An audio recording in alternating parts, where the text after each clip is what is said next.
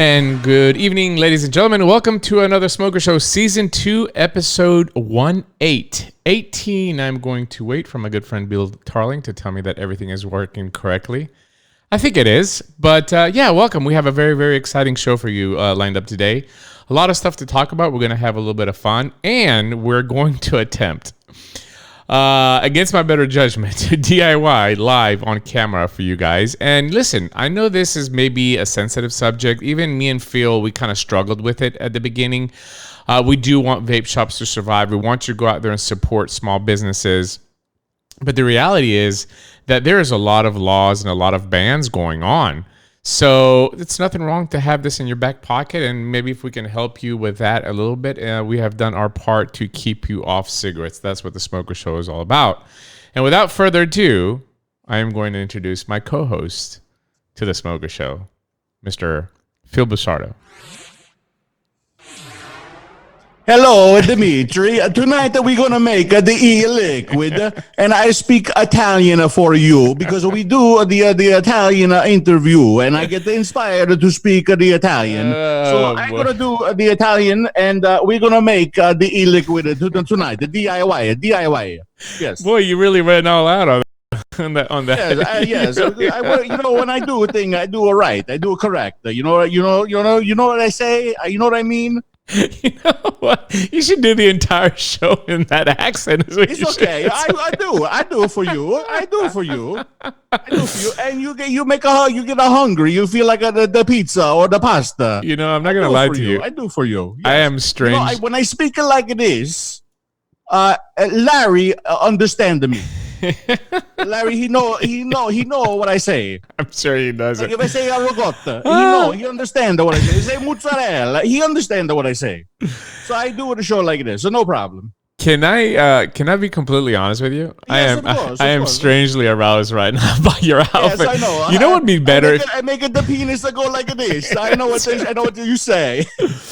Oh my God! Yeah, it's a little bit more of a Grieglish than it is Italianish in my opinion. No. I don't say that. Absolutely. I don't say that. I say absolutely. See, it's very different from the Greek. Very different from the Greek. Olive oil, Italy is better. Are we DIYing or are we making marinara sauce? What are we doing? We can make it a marinara sauce. Yeah, sure. And some of the meatballs. Make a spicy meatball for you tonight. I have an idea. Another Smoker Show. Welcome everybody. Ciao, Bella. On the next DP show, you go make marinara. You make that vodka sauce that you made for me that one time. That was really good. Out of your kitchen. We should do that. Okay, we do that. Kitchen. Yes, and then you wear the same outfit as well. Like, this is what you cook with, and this is what you DIY with as well. Yes, it's good. That hat looks really good on you. It's 2 sizes too small, but it looks really good to you on your. You know, it pull my eyes back. It does. It's like a facelift. That's what it does. It pushes. Yes, it pulls my eyes back. Yes. Oh, good evening, Phil. How you doing, buddy? I'm good. How are you? Can I take the hat off? No, leave it now. I mean, if you're gonna go in character, you can't do it. It's really pulling my eyes. You can take it off until it's time to start cooking. Yes, okay. It's like we're making meth. into character too. I'll get back into character. Is that okay? Yeah, absolutely. You can take it off. Right. My hair might be messed up now. Oh my God. Welcome. Oh, that's so much better. Yeah, a little messed up. That's okay. That's okay. Anyway, episode 18, Phil. It's again, we're stacking them up for season 2.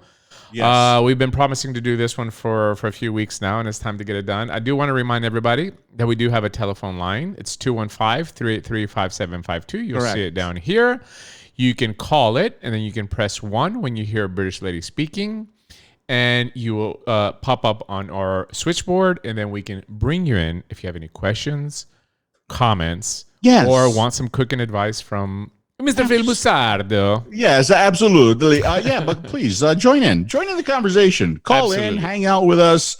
We'll answer your questions. And please, if you guys have ideas, because we're running a little thin, ideas for upcoming Smoker Show shows, please let us know. Yes. Please let us know. I think at some point we're going to have to, I mean, you know, once we cover the second season, I mean, we'll probably have a database of close to 70 episodes of the Smoker Show on YouTube in its own playlist. Yeah. So, I mean, there's a lot of information that you can share. Don't just wait for the live. Go back and look at the replays a little bit if you want to. Share those videos with your friends that are starting out now. Pinpoint the items that you want to explain so you don't have to do it. We've done it for you already. The PowerPoint is on tasteyourjuice.com that has all the cards that we have used over the last 2 years. That PowerPoint has so much information in it. Yes. It has so much information. Yes. It's really cool. It's really cool. And then we're just going to see and play it by ear. Maybe we'll do shows once a month and maybe ramp up the DP show a little bit more. We'll see what we're going to do. But I think that it's important that we listen to the feedback from you guys. And if there's something that you want to see, just, maybe leave a comment on this video or just give us some ideas. So email us or, get in touch with us. Yes, I have to fill my tank. Is that okay? Absolutely. I do want to acknowledge Mr. Bill Tarling. He's in the chat. He's moderating the Facebook and YouTube chat. And if you have any questions and you're maybe shy to call, maybe you don't have any more minutes left on your cell plan or whatever, and you're just can't want to call, you can drop a question in the chat. If it is a valid question for the Smoker Show, keep in mind, this is not the DP show, okay? This is the Smoker Show. There's two distinct categories of shows. Yes. If your question is valid for the Smoker Show, then we will entertain it and try to answer it for you as well. Let's listen. I'm having, again, amazing vape a week. I'm having a good day today. I'm in a really good mood, as you could obviously see. Yes. And now I'm going to go ahead and fill my tank with the #1 best-selling line from Unsalted, the flavor, the watermelon peach right here. Absolutely. But by the way, I looked on the website of the Dash Vapes that sells our liquid, and what I noticed is that the Cool Citrus, which is my flavor, has 5 stars, 33 reviews, and all 5-star reviews. Yours, which is the watermelon peach, has 30 reviews, and it only has 4 stars. So I just wanted to remind you that, just to make sure. I actually find that very interesting because if you can go full cam on me for a second, just go ahead and switch to me full camera. Because I have completely different data here. If I can just call up the right screen. Yeah, if you can hit the right button. Don't worry, it's coming. It's coming. No, that's what she said. Yeah, here it is. Oh, look at that. Look at that. Okay. My data does not match your data. Clearly, I have many more stars than you do and more reviews, too. So I saw that coming. I don't know where you're getting your data from. I love when you do those little surprises that I didn't know that you had prepared, because I have one for you as well too tonight. Oh no! Oh yes, baby. Oh, I'm not gonna let a DIY show pass like that. We're having a little bit of fun on it, but yeah. Just a few seconds of seriousness. Thanks for the comments on my shirt. Yeah, thank you very much. I got 2 shirts in. I'm going to wear this one tonight, and then next Tuesday night, I'm going to debut the other shirt, which is not appropriate for the Smoker Show, but it's perfect. It's okay for the DP show. Oh, I can't wait. But yeah, this is how I feel. 2020 sucks. Yeah. So, but on a serious note. Yes. Once again, I will remind you, the Smoker Show is a database of tons of information for people that are starting out vaping. And listen, things are getting tighter, folks. Things are getting tighter with government. Things are getting tighter with Campaign for Tobacco-Free Kids. Things are getting tighter with laws, bans, limitations, the outlawing, I'm just going to go on the record and say it. This might be a little bit controversial. But take aside the riots and take us the injustice that happened to George Floyd. Take away COVID this year. Okay, just put those to the side for a second. Aside from that, there's no other group of citizens in America that have been abused and berated and humiliated and their rights being trampled on more than vapers. Again, I might be wrong. Okay, I'm not trying to say that we're more or less important than other situations that are happening. But if you take those categories out, the vaping industry through this last year has been through hell. I mean, we have been they've been calling us drug dealers, nicotine pushers, kid grabbers, not in that way. but you know what I'm saying. I mean, I get it. And what happened? Like all my life, you asked me to quit smoking. All my life as a government, you've been asking me to quit, and I finally do, and now you want to take away the product. Yep. It's so anyway, what I wanted to get it is frustrating, and I know you're not trying to minimize like what's going on in the world right now, because you can't. and you're not trying to maximize what we're going through. But if you're absolutely right, take away everything else. Who has been, more abused than vapors have? I can't think of it. Not young vapors. I mean, adult vapors. And the proof is as I am getting email after email. This guys, this breaks my heart. I talked about this on Reg Watch. Emails from friends, from family, from just people I know in New York saying, Phil, come on, really, where can I get the e-liquid? And I'm going, no, you can't. Yeah. They're like, Phil, come on. I'm like, no, that's the law now. It's like they don't believe it. They really don't. They're like, wait a second. Yeah, but I'm like 47, or I'm like 37, or I'm like 50, whatever. And they're like, why can't I have my e-liquid anymore? Yeah. I'm like, because you're fucking governor. Yeah. It's heartbreaking. It really is that these people can't get this product anymore that they used to not smoke. It's mind blowing that this is happening. I think it's also a case, Phil. If you think about people that are not involved like we are, like daily living this vape life, whatever. Just your average Joe that quit smoking with vaping, it feels so much better, healthier. They don't really pay attention to laws, especially laws that are passing during Corona, or what the AG is doing about vaping, or the governor. Right. They just don't pay attention. They just wake up every morning. They don't smoke. They go to work. They take care of the families or whatever they're doing. So a lot of them are caught by surprise because they feel like I quit smoking with this product. Like they don't even know where it came from. And, me and you, we have that connection with that older crowd as well, too, that they'll send us messages just out of the blue and be like, hey, my vape shop shut down.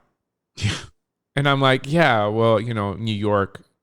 And they are they can't believe it. And I'm like, take your frustration out to your governor. Take out your frustration to the people that you elected. And in the upcoming elections, this is where we need to stand up. And it's again, it's hard to get people motivated to get out there and fight over vaping. I mean, I hate to say it, especially with what's going on right now. It's just difficult, but it is what it is. By the way, if you didn't catch Phil on Brent's show, you can go on his YouTube, Regulator Watch, right here. And this is the episode, the last one, Mind-Bending Hypocrisy, with Mr. Brent Stafford. A lot of information and a lot of opinions. I tell you that was definitely an opinion from both ends on episode from Brent. But good job. Yeah, it's always fun talking to Brent, because Brent is pushing his agenda and his ideas, and his sure. And I'm just like trying to give my ideas and opinions and everything. I mean I got heated not because of Brent, but just because of the situation. Yeah. Because of the situation that we're in. Yeah. Yeah, and the thing that is tearing me up, the thing that is driving me crazy, is the T21, the Tobacco 21. Yeah, the fact that we have Tobacco 21 and adults still can't get flavors. Yeah, I agree. I just don't get it. It's frustrating. One thing I will say to vapors that are watching this, stop attacking Brent because of his political ideology. Don't forget everything that he's done for vaping for the last 5-6 years, and for everybody, as a matter of fact, in this industry, in this community. I mean, we're going through, some racial tension right now. My political ideology on a certain subject shouldn't take away the work that I've done in the vaping industry. But I see some people attacking Brent. They attack Paul Blair. They attacked Grim Green on Twitter the other day because Grim Green said something about, the injustice, with the police department in Buffalo, whatever, and a couple of vapors like, I'm going to unsubscribe to you. I'm behind that keyboard. I mean, come on, stop with that. Okay, that's not for here. That's for the DB show. I do want to bring up. Can I say hello to Dan Donahue? Please. Oh yeah, absolutely. I miss the dude. I miss Dan. I haven't seen Dan in a long time. I miss him. I miss Dan Donahue. I miss you. He should come to Greece in September with us. That's a good idea. In September? Yeah. I mean, if you want to. If you don't want to, you don't have to. Yeah. I'm going to go eat all the 𝗧𝗵𝗲 myself. Oh. I'm leaving July 1st. I'm knock on wood, because there's Corona's coming back. I heard there's like 90 new cases, and now with everything that's going on, I hear that's like hot. It's hot spots again going on. So I hope they let me in, but I'm booked July 1st through the 19th to go and just have a couple of weeks vacation with the kids. Also, Yes, but wait, there's more. Yeah. Also, because when I'm coming back from Greece, I can't get a flight to Chattanooga in a day. I'd have to go from Chattanooga from Athens to Chicago to Charlotte, and spend the night in Charlotte, and then get the next day come to Chattanooga. What I did for my kids, because I'm just the greatest dad ever. You really are. We're gonna fly to Madrid for the weekend. Wow. And spend the night in Madrid, and I'm gonna take them out and pretty much show them the same kind of tour that me and you did, and go have dinner, and then fly the next day and go to Dallas, and from Dallas to Chattanooga. You're gonna have the Italian meal over there at Madrid. Yes, it's to be very good. It's Madrid. It's Spanish. You gotta change the accent when we're talking about Madrid. Oh, Madrid? Yeah. Oh, Madrid. Oh, yeah, okay. yeah. Not Rome. Yeah. Okay. Not Rome. All right. Muy bien. Muy bien. All right. Before we get started, I have a couple of things that I've got lined up over here. Just today, Truth Initiative. If you don't know who Truth Initiative is, Truth Initiative is anti-vape. They're supposed to be anti-tobacco, but they haven't talked about cigarettes in the last 3 years. All they talk about is vape. It's like the Real Truth campaign that the big tobacco is trying to lure in and new users, blah, blah, blah. So what they did is they released a PDF, and this is supposed to be a guide, a file that's going to help parents, teachers, and the general public understand vaping lingo, right? So I just wanted to share with you, and maybe we can all learn something. This is the 𝗧𝗵𝗲 𝗦𝗃 So you want to learn a little bit about the... I didn't see this one yet. oh, yeah, I've got it lined up for you. Don't worry. You're going to really, really enjoy it. So it's in reverse. Shit. Okay. That's okay. I'll read it. I'll go through it. I'm going to read it a little bit. So it goes through some dictionary, and it shows some pictures of popular devices and brands. It starts off with high vaping rates among youth and young adults have introduced a plethora of new terms. Keeping up with the latest lingo can be difficult, right? So this is what this guy is supposed to do. This guy is supposed to help you out, navigate the very difficult lingo of vaping. Boy, I'm telling you, it gets really, really good, Phil. You need to brace for this. All right, so closed pod system. This is kind of like the 𝗧𝗵𝗲 show. You know, this is what I find funny. Like, this is actually a guide for kids to know exactly what to buy. This is the way that I see it.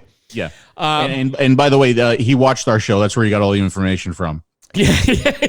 Wouldn't that be funny? So this is basically like the 𝗧𝗵𝗲 show. Closed pod system. We've shown that here. Juul, Blue.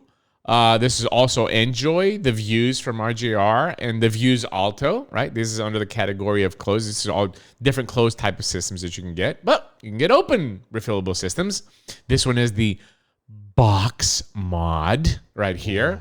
The Soaring Drop, the Soaring Air. It's kind of funny how you're seeing the same products over and over, kind of popular with that youth. The Novo, the Smoke Novo, of course, refillable.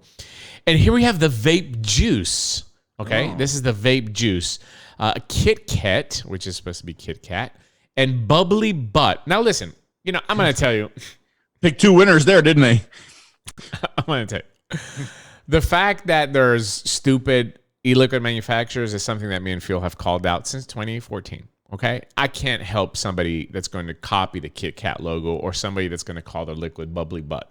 Okay, I prefer a little Bubbly Butt, but that's just me, right? I'm an adult, but obviously it doesn't make any sense because now you have your products that are being displayed on. You gave them the ammunition to do that. But anyway, I don't think both of these are made anymore. By the way. Definitely Kit Kat, as they've received a cease and desist letter a long time ago from Nestle, but I don't even think Bubble Butt exists as well too. So if you're gonna do up-to-date lingo, you need to use up-to-date product to go along with it. All right, we're monitoring the chat for comments on this. This is the beady stick. I don't know what a beady stick is. Have you ever heard of a beady stick? I have never heard of that. This is under the disposable category. Really? Yes. Oh, okay. Next, next is the QV, which is basically the Stig. This is the Stig, right? It's just rebranded OEM. HDQ makes all the Stigs, so they made this, and you can go and say, I want to have Phil's balls, meatballs on there. You can put it on. The meatballs. Yes. They'll put it on there for you, and you can just sell it just like that, right? Of course, the infamous now puff bars under the disposable category. The Posh Vape, I don't know what that is, but it's probably just puff bar that's just rebranded. Probably. And of course the Stig. Again, I don't think that the Stig is popular anymore in America. I think it was for a little bit. but it's done. And here's where we get to the great stuff. Oh, here it comes. All right. Popular terms and phrases and slang used by young vapers. Battery. Oh my God. Phil. Kids are using the term battery.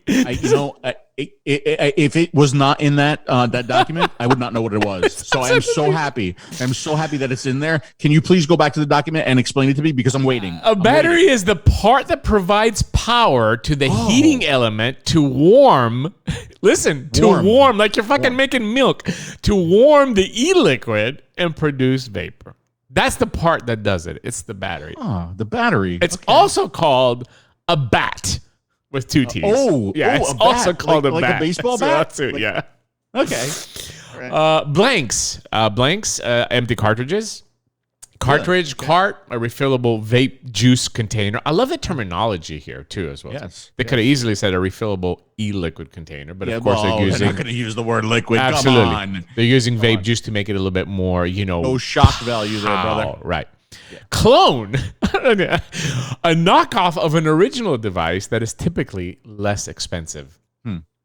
Listen, I don't know of any youth that would possibly use, like, they know the difference between a real Caravella and a fake Caravella. Whatever. Not a clue. Hey, by the way, just so that you have it handy, can you go up one more time? Just go up a little bit. Yeah, okay. Because if Mooch joins the program, I want to make sure that you can get back to the battery section real quick. Yeah. He's going to need to know what that is. Okay? Yes. Okay. Got it. Right, Closed pot system. Device that's usually closed. The body of these devices can be recharged on and the disposable pods can be replaced with your compatible pods. This is good. We should copy paste this for the Smoker Show. Clouds. What vapors call the vape mist that's produced during vaping. Okay, so in other words, what comes out of the puff bar is a cloud, right? I can't stop. Yes. Yeah. Okay. Yes. That's what the vapors call it. See, the way that they've got it worded, Phil, is funny. Yeah. This is what we call it. It's not actually a cloud, right? But we call that. That's that mist that comes off our devices. Right. We call it a cloud. It makes us sound like a bunch of fucking drug addicts. Yeah, it really does. It really does. Carry on. Go ahead. There's got to be more. Dab pen. Okay. This is the most interesting part over here. Okay, because I'm going to get to it in just a second. So dab pen is used primarily for consuming THC concentrates, and using the device is typically also referred to as vaping. These devices look and work much like other vape pens. Okay? Did you pay attention to that? I got it. Underneath it, dank vapes, the most prominent in a class of largely counterfeit brands with common packaging that is easily available online and used by distributors to market THC-containing cartridges.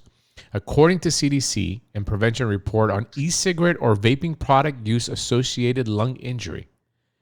Pay attention. When I saw this, I'm like, oh my God, they just literally admitted that counterfeit dank vapes that are supposed to have THC containing cartridges, according to the CDC, have been the cause of the 𝗲𝗍 and the lung injuries. So I was like, oh my God, we can literally take this and crop it and use it. Well, I got a little bit too happy. Right? Oh, well, okay. All right, we're moving down here. Disposables, devices that are not refillable or intended for one-time use. And then we get to 𝗲𝗍. Now, this is the definition of 𝗲𝗍. E-cigarette or vaping product use associated lung injury. The CDC created the term in response to a multi-state outbreak of severe lung illnesses linked with using e-cigarettes and vaping products. These cases were identified in August 2019, and by November 5th, 2019, there were more than 2,000 cases in 49 states, D.C., and the U.S. Virgin Islands, and 39 deaths. Motherfuckers. And there's nothing in there, in the definition of 𝗲𝗍, to connect exactly what they said 2 boxes above. 2 boxes above, you're saying it's THC-containing cartridges, and the CDC admitted that this was the cause for 𝗲𝗍. But in your definition of 𝗲𝗍, you conveniently say that this is linked to e-cigarette use and vaping products. So it's unbelievable. It really is. It's like you wish that like Superman or the Avengers would come and help us. Somebody, please, dear God, somebody come and save us. Save us from the lunacy. It gets better. I wish this was just it, but it gets better. Oh, we're gonna get to the fun stuff now, brother. We're gonna get to this stuff. All right, fiending. Someone who's always trying to find nicotine. They may or may not think they're addicted. Now, I'll admit I've seen some people within the industry fiend on Juuls, and I have too. Yeah. Phil will back me up on this. All right, you know who you are if you're listening. If you're not listening, I won't say who you are. All right, Ghost. This is a vape trick where a user will pull as much as they can and not exhale to show toughness. What? What the fuck is that? That is, first of all, that is not a ghost. Okay? I just want to put it out there. A ghost is not that type of trick. But I have never seen anybody, even youth that use these products on social media, pull in as much as they can and they don't exhale it. And the only reason why they do that is to show toughness. I can't even say it with a straight face. This is completely inaccurate. Number one. Number two, what? I mean, what is VTA doing? What are our groups doing? How do we allow these documents to be out there in the public? Seriously, like somebody step up and put these people in prison. It's unbelievable. It's unbelievable. But it gets better. Yeah, go ahead. Go ahead. Wait, by the way, Dan Donahue's School of Stealth Vaping. It's now called the School of Ghost Vaping, and it creates it creates really tough people. It creates strong-willed, tough, law-breaking people. It does. Phil, let me tell you something. What? Oh, are you go? Oh yeah. Oh my God, you are a badass, D. Please don't do that. I'm the toughest. I'm the toughest in the vaping industry. All right, wow, that was amazing. That was wow. I was so turned on. Here we go. Here's some referrals to a single puff from a vape device. Hit, dab, rip, ripski, draw, tax, jewel, drag. This is all. Wait a second. Hold on. Toot isn't in there? Where's Toot? They have not done their research. Toot should be in there. Grim Green needs to make a phone call right now and get Toot included in that motherfucking list. Listen, I have Ripski. Like if I listen, I'm not up to the kid lingo, but I guarantee you that if anybody would use the term Ripski in public, they would be fucking. They would be made fun of. Which is surprising because you've used Fleek in the past. I'm surprised that you're able to use Fleek and you're not able to use. I can't use Ripski. Yeah, excuse me while I take. Let me take a Ripski. Ripski. I'll be right back. Let's do a dual Ripski.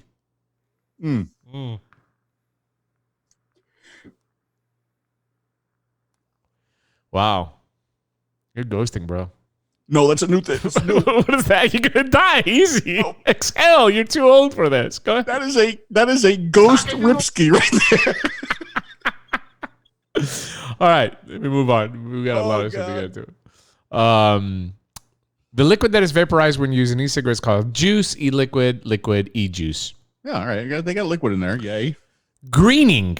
That is the act of throwing up after hitting, listen to this, the way after hitting THC. It's called greening. I did not know that. Have you ever heard this? I did not know that. Listen, we're not encouraging drug use or anything like that, but we've been around. We're old folks, but we've been around. I have never heard it greening. Again. Okay. I don't want to jump ahead. Yes. Is there anything for is there a word for coughing after taking a Ripski of your THC pen? Is there there's not? There's not a coughing. There's not a coughing. Only greening, which is really interesting because there's a possibility that I might have used some product in the past, right? For research purposes, and I've never thrown up after. Like I've coughed my ass off. Yeah. But I've never thrown up. That's really fascinating. It must be a certain strain. It could be a certain strain, which that could help. That could help. That could help with digestion. That could help with weight loss. right? So greening could be like a weight loss thing. It could be. It could be. Or they could have just said puking. I mean, I don't know. I don't know why they came up with that term. I've never heard Greek. I hope everybody's enjoying this. I'm hysterical, but I'm also like so angry. It's ridiculous. I know. This is my favorite. This is my favorite box of the whole thing. Books. These are nicknames for Jewel. Oh. Julius Caesar, Julia, Juliet, Julian, Julio. What's it? Juju. Listen, Juju and Jew. Where did they come up with Jew? How are not Jews irate at this? How are we not having like an out? Why are people not upset about this? Jew. Jew. That's a nickname for Jewel. You just remove the L. You just call it Jew. Why don't they call it a J or a JJ? Why remove just one letter when you could remove more than one letter?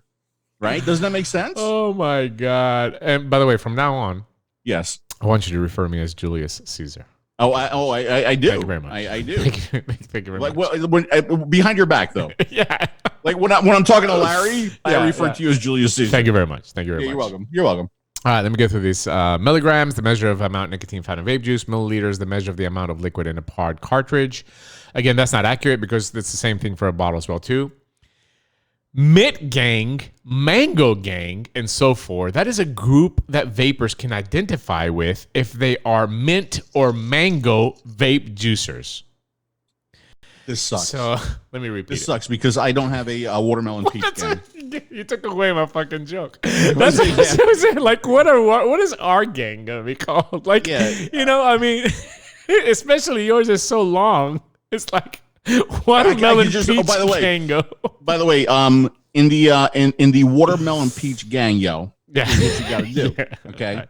You gotta ghost your way in. You know, like in the gangs, you either get beat in or you get sexed in, right? Oh but boy! In the watermelon peachers, you got to ghost your way in, All right, just letting you know. Oh boy, man, this is too funny. All right, let's finish this up real quick. Mod, third generation e-cigarettes does not resemble combustible cigarettes. Big tank devices, that's a mod. Nic is nicotine. Wow. Mixstick, WAP machine, and WAP is nicknames for vape devices. Like, listen, wait, what? Is a WAP. Listen, this is the most racist ever. Hold on, what does WAP refer to? I don't know. A nickname for a vape device. Now listen. Really? I've busted your balls. I've called you WAP on just joking around, obviously. Yeah, I don't mind. Well, I know you don't mind. It's a joke. I don't give a shit, Guido. I know. That's right. Like, this is the most racist document. Especially they released this out in this racial tension that we have in it. You got Jews. You got WAPs. It's like, what the hell? What are these kids doing today? What does it matter with our youth if they are calling it a WAP machine? It's unbelievable. Hey, bro, let me hit your WAP machine. I'm gonna go ghost my WAP. WAP. We need to put some of these together. We need to combine some of these together and just really, really use the lingual. I feel bad. I feel bad for like somebody who's just joining us right now. Because they missed some really good stuff. Yes, they missed absolutely. some really, really good stuff. Nic-Sick refers to non-specific exposure to nicotine. Open refillable systems. Pod, non-reusable pre-filled device. Puff bars, a disposable vaping product that comes in a variety of flavors, including strawberry, lychee ice, OMG, orange mango guava, blue ras, watermelon, and lush. Rip It refers to vaping as much as a user can tolerate. Absolutely wrong. That is not the case. Skin, a sticker that the user can wrap their device in to personalize it. That's pretty cool that they have it on there. Like, I guarantee you there's no kit using skins. A starter kit, Stig, Tank, throat hit, kick. That's also a kick. The throat hit is also a kick. It's that tingling feeling in the back of the throat when vaporizing e-liquid that contains nicotine. Which is very, very important for smokers. I wouldn't call it a tingle, but go ahead. Vape Juice, Vape Nation, a collective group of vapors who pride themselves on vape tricks and promoting them. That's called the Vape Nation. Completely wrong. Vapor's tongue, taste buds that have become desensitized. Vitamin E acetate, which has been linked to illnesses related to vaping THC. Zero stealth mode, when a user does not release the e-cigarette vapor after taking a puff in an attempt to hide their use. I am going to send a suggestion to Truth to start calling that the Donahue. Yeah, right, the Donahue. Yeah. And why is that not also a ghost? I mean, like if you this is it's a good question. It's a valid question, Dimitri. Yes. If you are stealthing, are you not also ghosting? Yeah, I mean, I would assume that you are, but of course, I don't get paid millions of dollars to put out this garbage, and this was just updated today, so it's the latest and the greatest from the Truth Initiative. Well, this is the latest. The reason why I brought this up here, just to show you, if you're a new vapor, this is what we're up against, folks. This is the people that are determining laws and bans in various states and municipalities in your cities. These are the people behind it that fully understand the product, obviously, and they're guiding their legislators to make legislation based on this. So I don't know if you know this, but I'm 51 years old. I do know. I would do. I remind you daily. Okay. So I'm 51 years old. So today in Florida, the heat index, because of the humidity, was 101 degrees. 101 degrees. I did my usual about a 12-mile bike ride today. But I busted my hump. Man, I rode hard today. I got back. I was literally like, I could wring out my shirt. I feel great. Yeah. I've been vaping since 2009. I feel great. I guarantee you that I would not be able to do that if I was smoking. Or I would be dead already. Yeah. Guaranteed. Absolutely. As a matter of fact, you know what? Let's do that. Some pre-show, like maybe a pre-DP or a pre-DP. Pre-DP for pre-DP, I got to take Dimitri out and like wine and dine him first. But no, like pre-DP or pre-smoker show. I'm just gonna stick my camera, not my camera, my phone on the bike, and you guys just come on a bike ride with me. I won't be able to see any comments. I'll respond to them later. But come on a bike ride with me. See what I do every day. 51 years old. Can you wear those tight biker? No, I don't. You know why? That'd be hot. I'm going to tell you why. Why? Because my bulge does not look good in those. I'll be honest with you. Okay. So you tried it? I would have to put a sock in there. But I do wear a cut. I do wear a cutoff. That's hot. All right, let's move along. We had a lot of fun with that, but a little bit of serious as well too, because this is what we're up against. And now maybe you learned something that you didn't know if you're new. Our next topic brings us to a very, very interesting, I find, hypothesis that was started about 3-4 months ago. If you remember here, I don't know if it was in the last Smoker Show and the Smoker Show before that, we did talk about nicotine, smoking, and COVID. And I told you at the time that I don't want the industry saying, and I don't want vapers or the community saying, that I vape and that protects me from COVID, because I think that's just ridiculous and we don't have any scientific proof. But it's very, very interesting to see some data that's coming out now. We have had various studies that have come out on the connection based on the data that these scientists can get a hold of, because let's face it, this kind of caught the entire world by surprise. So there wasn't really a protocol put in place, which is a little bit scary, on how to collect data. So in various countries that collected various data, some of the data was cross-contaminated. Some of the questions weren't valid. Some of the people that died, might have died from COVID, but could have other diseases as well too. Maybe it could be tobacco-related illnesses as well too. But what was really, really interesting to me, I'm going to switch over to this camera here. This kind of started with China, okay? And me and Phil kind of discussed this, at the beginning of COVID. And I mean, we've been to China multiple times, and you actually get data here off of it as well too. But there's a lot of people that smoke in China. Yeah. Over half the population. Almost everybody. Yeah. Almost half the population smokes in China. So, which is a lot of people. So when the numbers started first coming from China for COVID, it was, what they discovered is that the amount of people that had contracted the virus that were smokers was very, very low. And so that's how it all kind of started. And Dr. Frasalinas played a big part of that. But there's a lot of scientists across the world, except America. Well, God forbid nicotine does something good here in America. People are going to lose their minds. But there's a lot of scientists across the world that started doing some of these studies. And I just want to kind of give you up to date of what's happening, including what happened today. There was a big article today in the Daily Mail in the UK. And I do apologize. You're going to see a little bit of some ads here. But It won't let me run this article unless I have ad block disabled on here. But you can see what I've been shopping around. All these ads are targeted for me. But good thing there's no dildos in the sides. Yeah, no. More evidence smokers are at less risk of COVID. Study of 90,000 infected patients in Mexico reveals adults addicted to cigarettes are 23% less likely to catch the virus. This is the latest one that was released. This is something that was done with Dr. Farsalinos. This is the actual study. Everything that you're going to see here today, Phil is going to have, there's 5 or 6 links to the studies direct in some of these articles, and Phil will have them in the replay description and also on tasteyourjuice.com. So you can go and kind of, if you want to in detail to read them, you'd be more than welcome to. So we'll have it all there. But the background here, this is the latest one that came out from Mexico. This was a pretty large data collection, because in some of the early ones we were talking about 200, 300, 400 people. On this one is almost 90,000 people. Again, it's not a complete. What they're trying to do is trying to take the information that was given to them. Right, it would be great if we had more data on the people that are admitted. How long did they smoke? If they were ex-smokers, what are they using? Blah blah blah. But we don't have that data.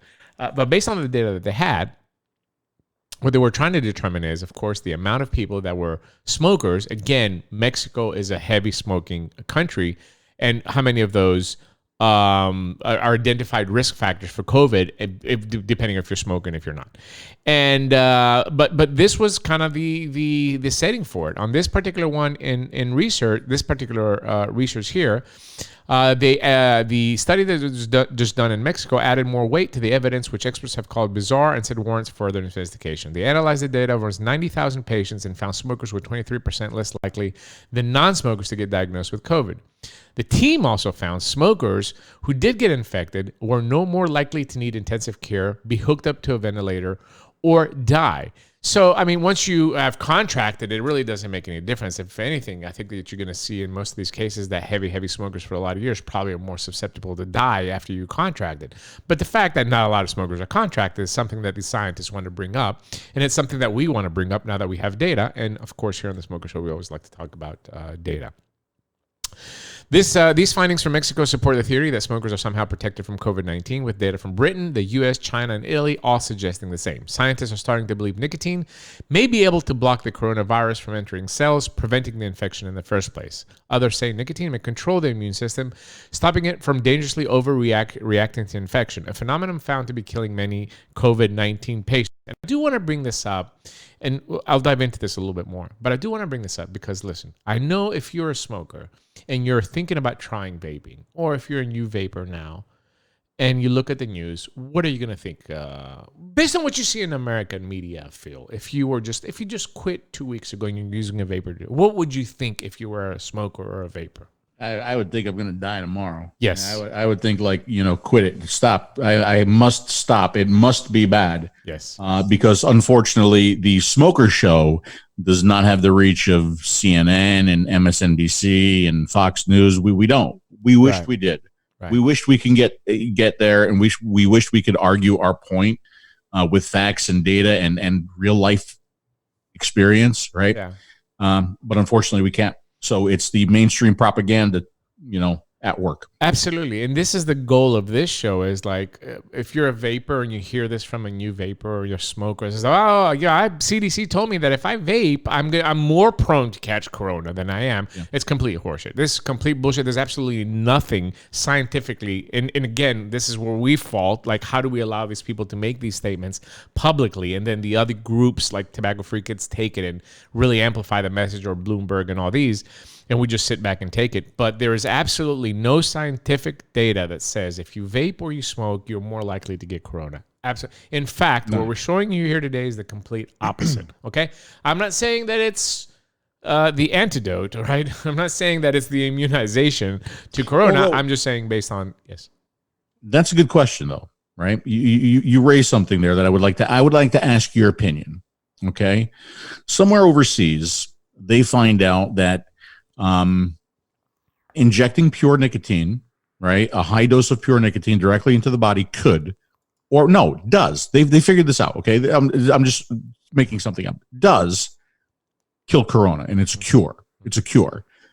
Does America adopt it, or let people die? That's a great question.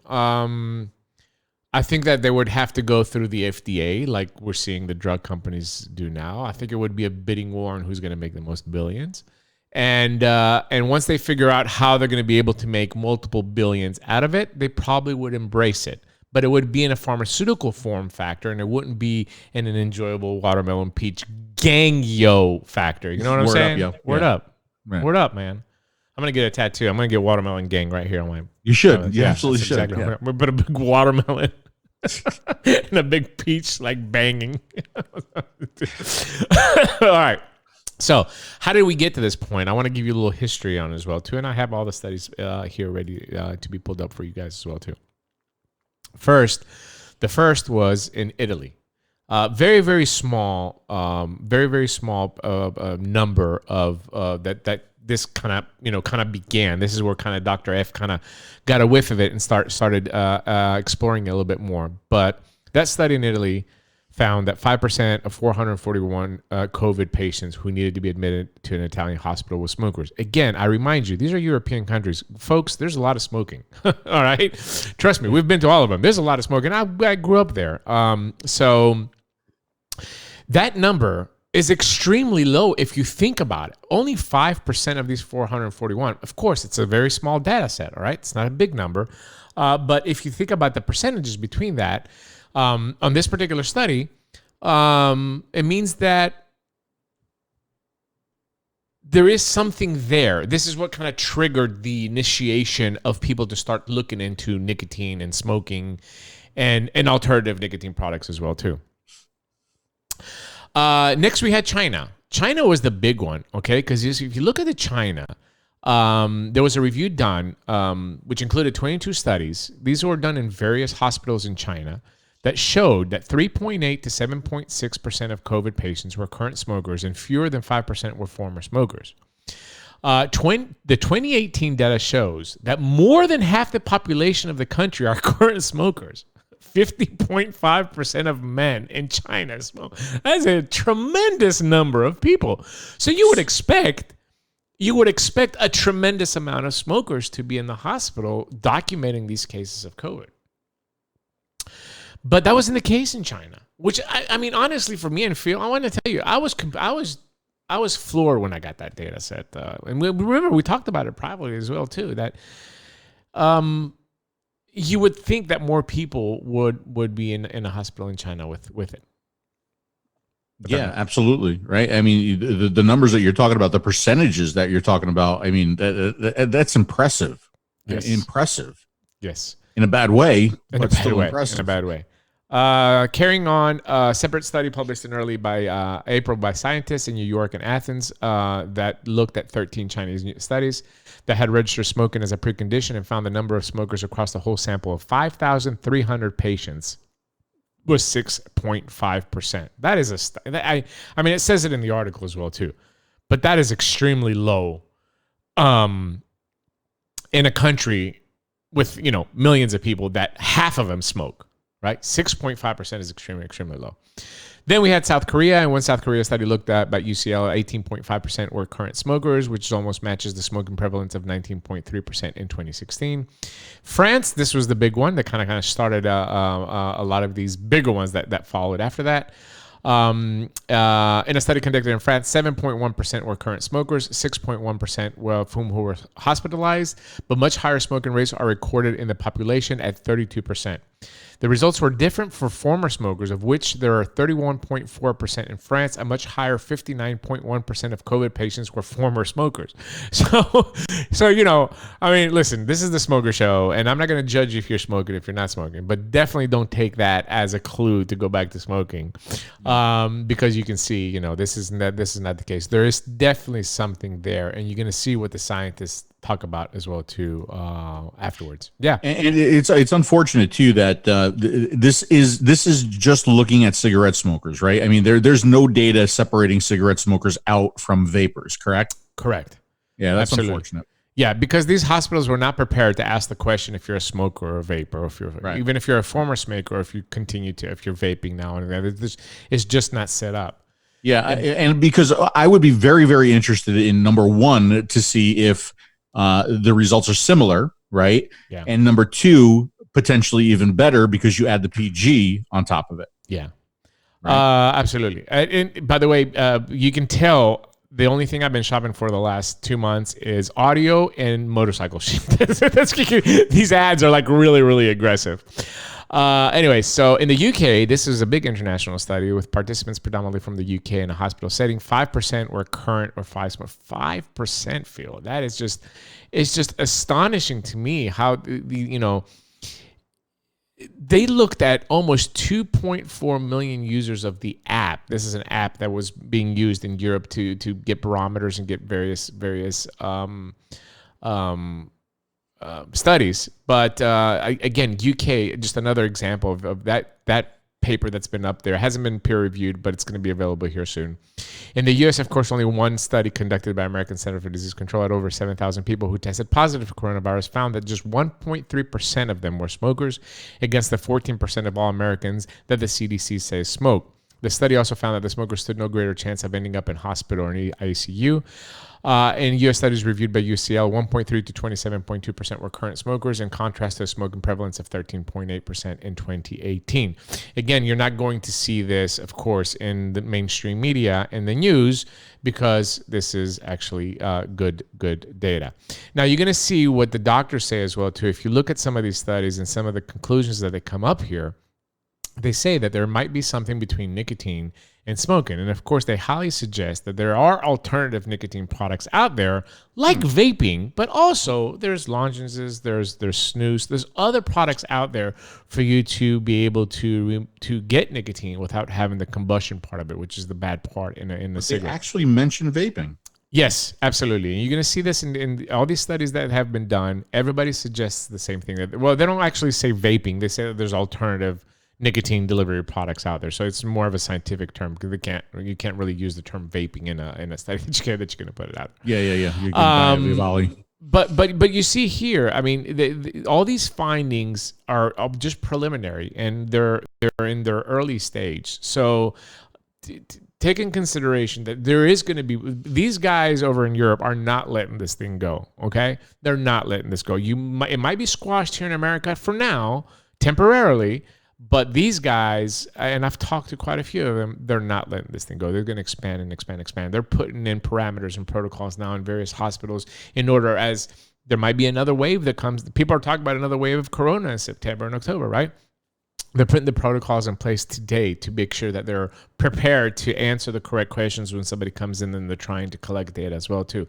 And we're going to see something more. There's something between the nicotine and some of the receptors that might be helping on there. And again, I'm just saying what these studies are saying. You'll have them all if you want to read them out individually.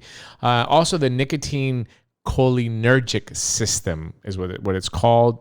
Way above my pay grade. It's way above my pay grade. But there is something there, okay? And smoking does continue to kill people, okay? Don't make no mistake about it. That a lot of these scientists said that a lot of people that even though the amount of smokers that contracted it was low, the ones that did contract it would get sick quicker. That's because if you've been smoking for 30 years and you get a virus, it doesn't have to be corona, it could be any virus.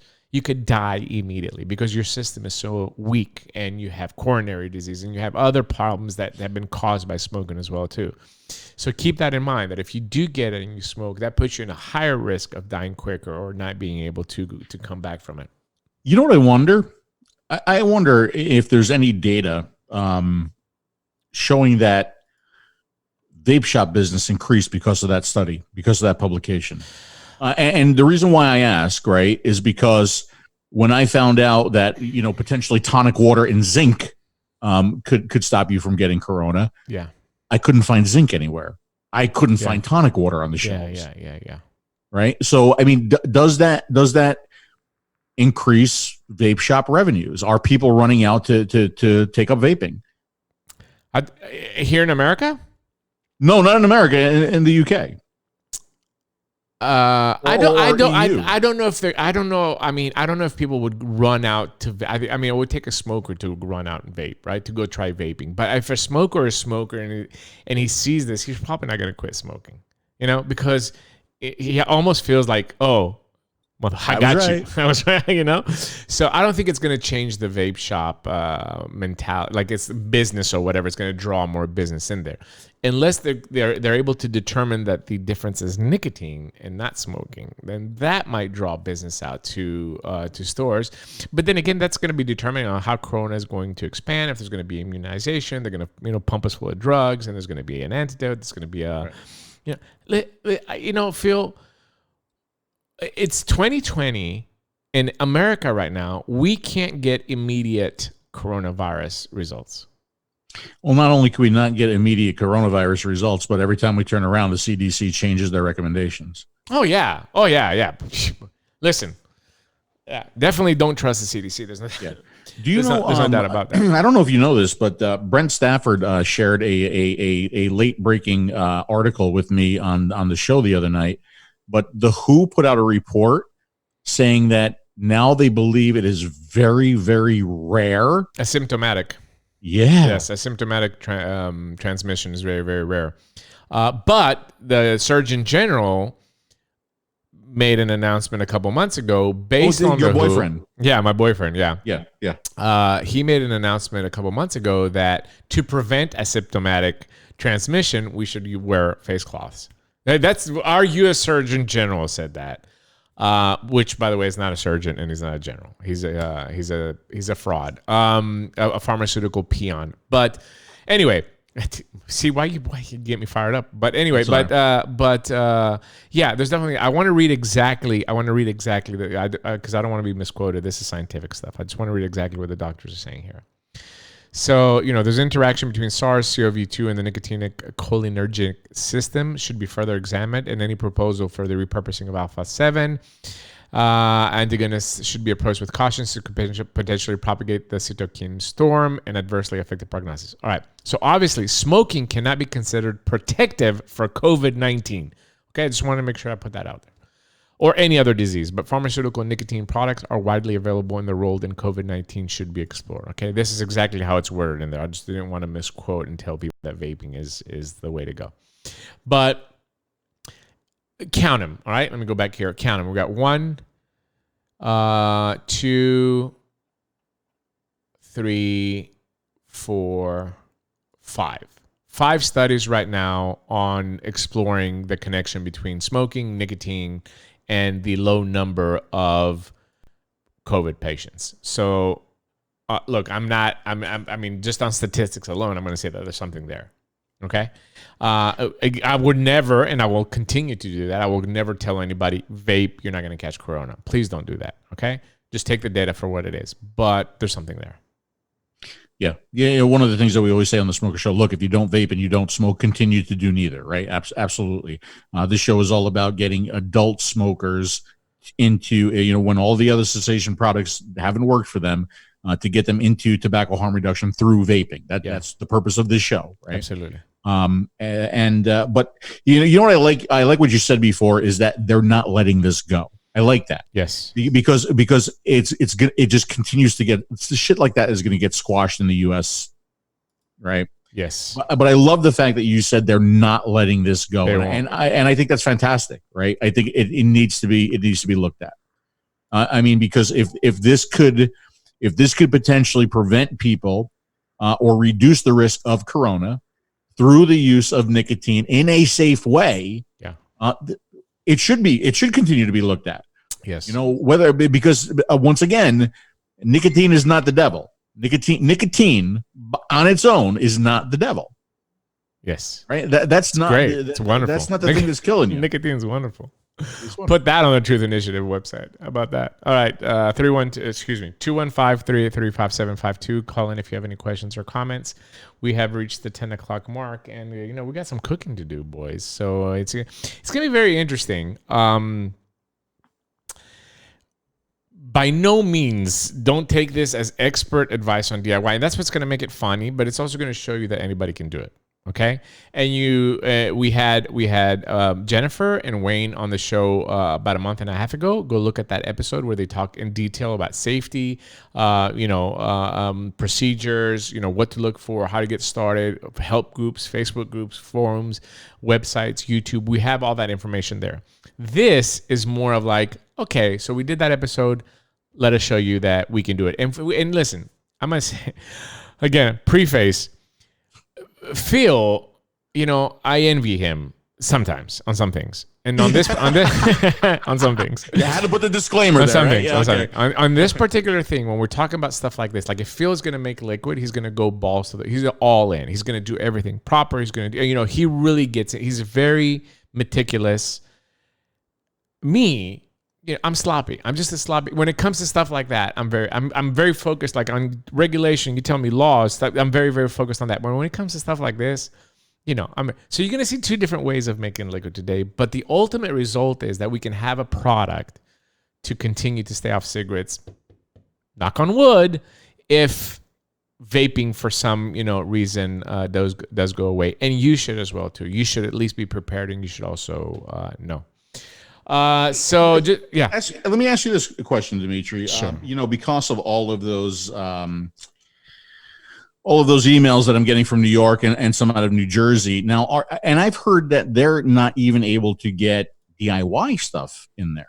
Is that true? No, I don't know. The shipping doesn't go on until the 18th of July, I think, is the deadline for shipping stuff in there. But honestly, if you're shipping flavor across the state lines, I just can't see how New York they're gonna get sued at some point. If they stop packages and even just regular liquid. I'm one about breaking laws that are unjust and unfair. I would suggest companies continue to ship into the state. Screw them. I would suggest vape shops to continue to sell it, even if they have to sell it out the back door. It's a completely unjust law that prohibits adults, like my friend Paul Kramer up in northern New York, and Victoria. You've met her; she's in the city in Manhattan. These are adults, 50 and 60 years old that we have helped quit smoking over the years, and they're messaging me and they're saying, what the fuck am I going to do? And I can't in good conscience tell them to go back to smoking.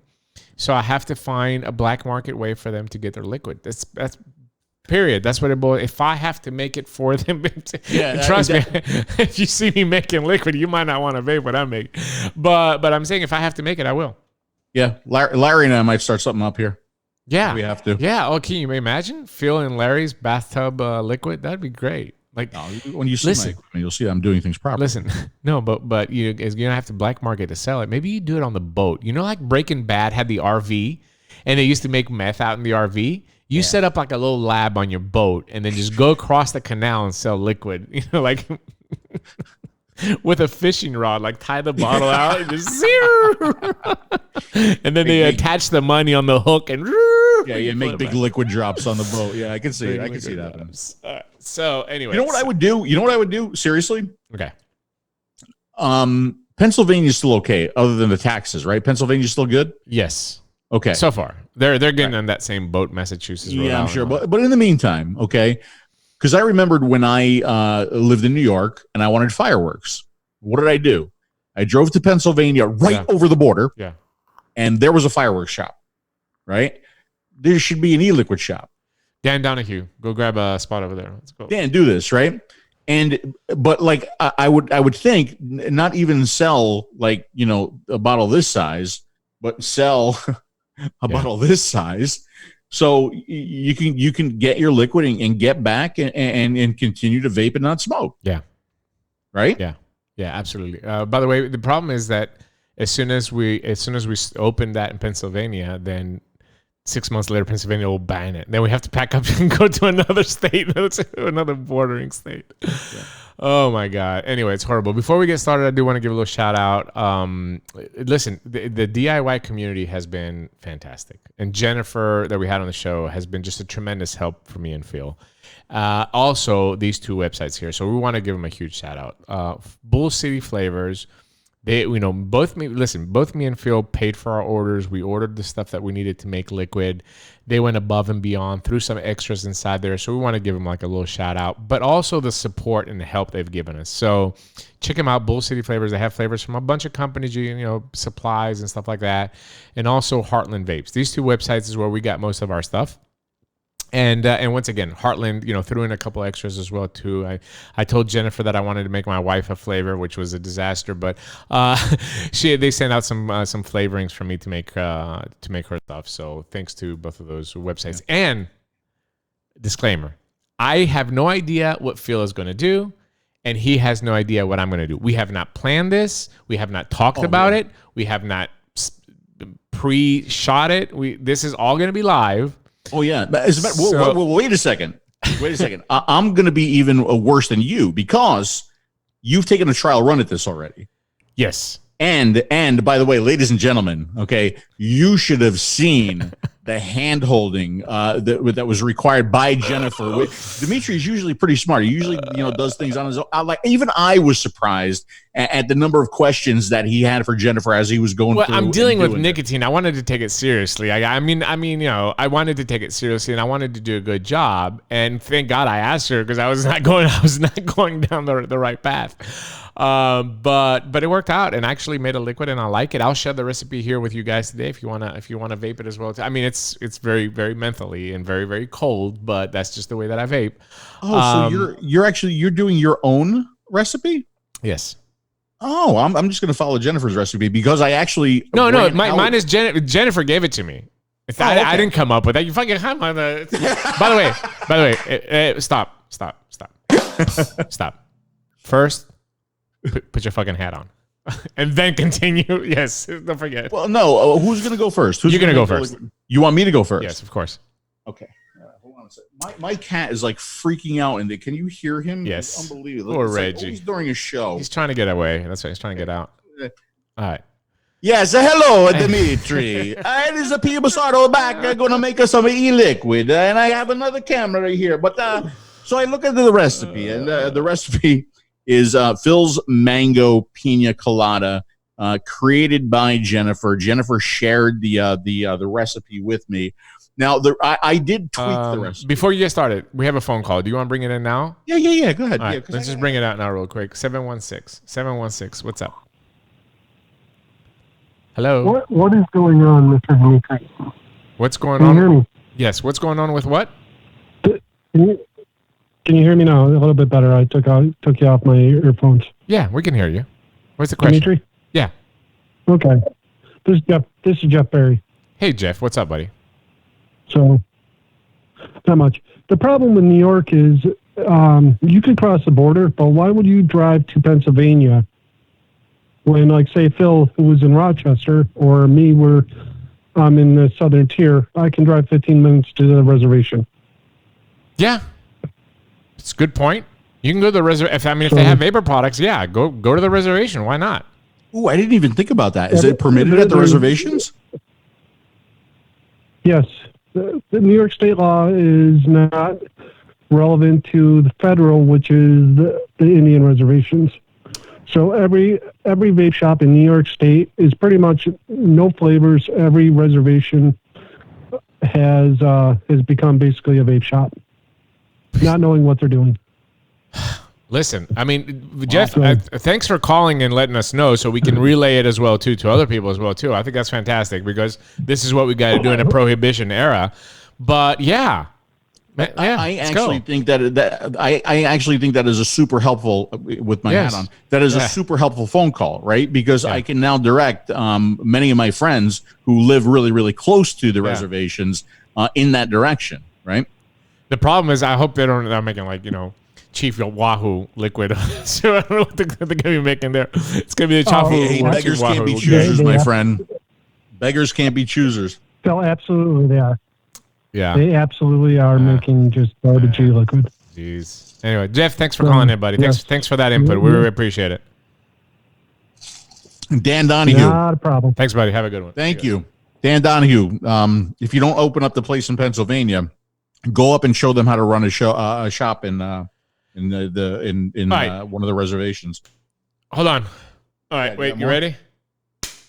Back in character. Go.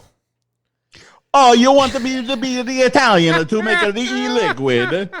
You like it. You like it, don't you? You like it. I love it. I love it. Actually, I went to your camera so I can just sit back here and just enjoy you. Yeah, I'm not going to do the accent for the whole thing here. Right. But anyway, so Phil's mango pina colada is the recipe. And I know Dimitri hates it when I share my other screen, but I'm just going to show you what the recipe looks like and what I did to the recipe. If I go over here to monitor number 2, like right there. So this is the recipe, and I tweaked it a little bit because it was a little bit different. And I hope you guys can see this, but I changed the amount. I'm going to make 100 mils. Okay. And this is the website that Jennifer gave us. She talked about it on the DIY show. It's the e-liquid recipes website. We'll go ahead and share this on Taste Your Juice and in the description as well. I don't know if I could do it in the description, but definitely Taste Your Juice. Yeah. So I'm going to make 100 mil, right? And I'm going to make it at 12 milligram because everybody knows by now that I am a 12 milligram vapor. I did change the PG-VG ratio on it. So I'm going to go 50% PG, 50% VG. Okay. The nicotine strength, this is not the desired strength. This is the strength of the nicotine solution that we're using. And it is 100 milligram, right? Dimitri, yes, I think so. It's close enough to me. Yeah, okay. Is my mic a little bit low right now? No, it's perfect. Okay. I'm seeing all the levels. They look good. Right, so that's the nicotine strength, and this is asking me like, what is the PG content of the nicotine? So what does the nicotine come in, right? And it does come in PG, and then here's my my percentages here, and basically I plug in all these numbers, and it knows the recipe, and this is what it comes out with, right? So this is the recipe that I'm going to be making, and I'm going to be making this based on weight. Okay, so what I'm looking at is the grams. So I'm going to be using 12.43 grams of nicotine e-liquid or juice, right? Unlike me, I'm going to be using ml, so you get to see both. Yeah, so you get to see how the proper way and then the Dimitri way. Yes. And then you got the VG amount, and then you have the amount of the grams for the different flavorings. And the flavorings that are going to be used in here is Madagascar vanilla from Flavor Art, mango Indian special from Flavor Art, Pina colada from 𝗀𝗧. Now, by the way, see that little symbol right there? Yes. That is because it could have a little bit of diacetyl or acetylpropanol. Yes. Right. Cool. And I'm not gonna let that scare me because I'm not gonna vape it to the point where I'm gonna die. All right. Yes. We're gonna use some pineapple from Flavor Art. And then some sweet coconut. Oh, and by the way, that's not Flavor Art. That's FA. And this is FA. Yes. And then some sweet coconut from Flavor Craft. Okay. Yes. So you can see that, this is one of the challenges for to create a good recipe, right? It's not just one supplying flavor company. We got FA, we got 𝗀𝗧, we got Flavor Art, we got Flavora, right? So, I mean, there's a lot of art in this. Okay. So, let's go over to this camera, all right? And you can see the equipment that I'm going to use, right? So I'm going to use a scale, and I went way over board with the scale. So it's going to, let it just zero out. Okay, I can't turn it on with the beaker in there. So let me go ahead and take the beaker out. Let's turn it off, and let's turn it back on. And I'm going to zero out the scale, okay? Let's see, is it going to work this time? Maybe. Yeah, here we go. All right. Okay. So now I'm going to go ahead and put the beaker on, and you notice there's a little pellet in the beaker, and you'll find out why that is. Okay, so now I'm going to zero it out. I feel embarrassed now. I feel embarrassed now looking at your setup. Yeah, it's a very precision. So I'm going to push the tear button, right, and it basically zeroes it out. Right. So it's taking the beaker and that little pellet out of the equation. So now I got to start adding my stuff. Right.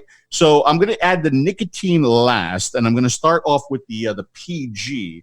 So I have my bottle of PG here. The seal hasn't even been broken on the bottle. And I'm going to, Jennifer, this is a question that I have for you. How do you get it out of I should go to this camera now because I don't know how to get it out of the bottle. Like, here's the bottle. Yes. Why is it wet? Because it's liquid. No, I know that. So now I'm going to put you can do that. You can do that if you want to. I'll show you what I've done. I don't want to give it away, but I'll show you what I've done. Well, the problem is the diameter of my syringe is too narrow. Go ahead, make a joke. Go ahead, make a joke. Go ahead. Oh my God. I'm dying with both of my balls attached. Yeah, exactly. All right. So let's see. What do I got to put in here? All right. So this is propylene glycol. So I've got to put PG 25.39 grams. 29.39 grams. Why does my mouse pad not work? I mean, like even my mouse pad. So, all right. That's what she said. All right. So here we go.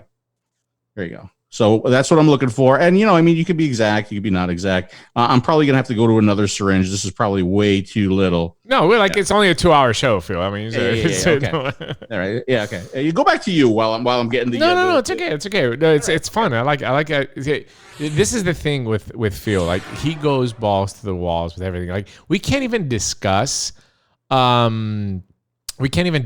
like if we come up with an idea, like, okay, let's get body cams. That was an idea last year.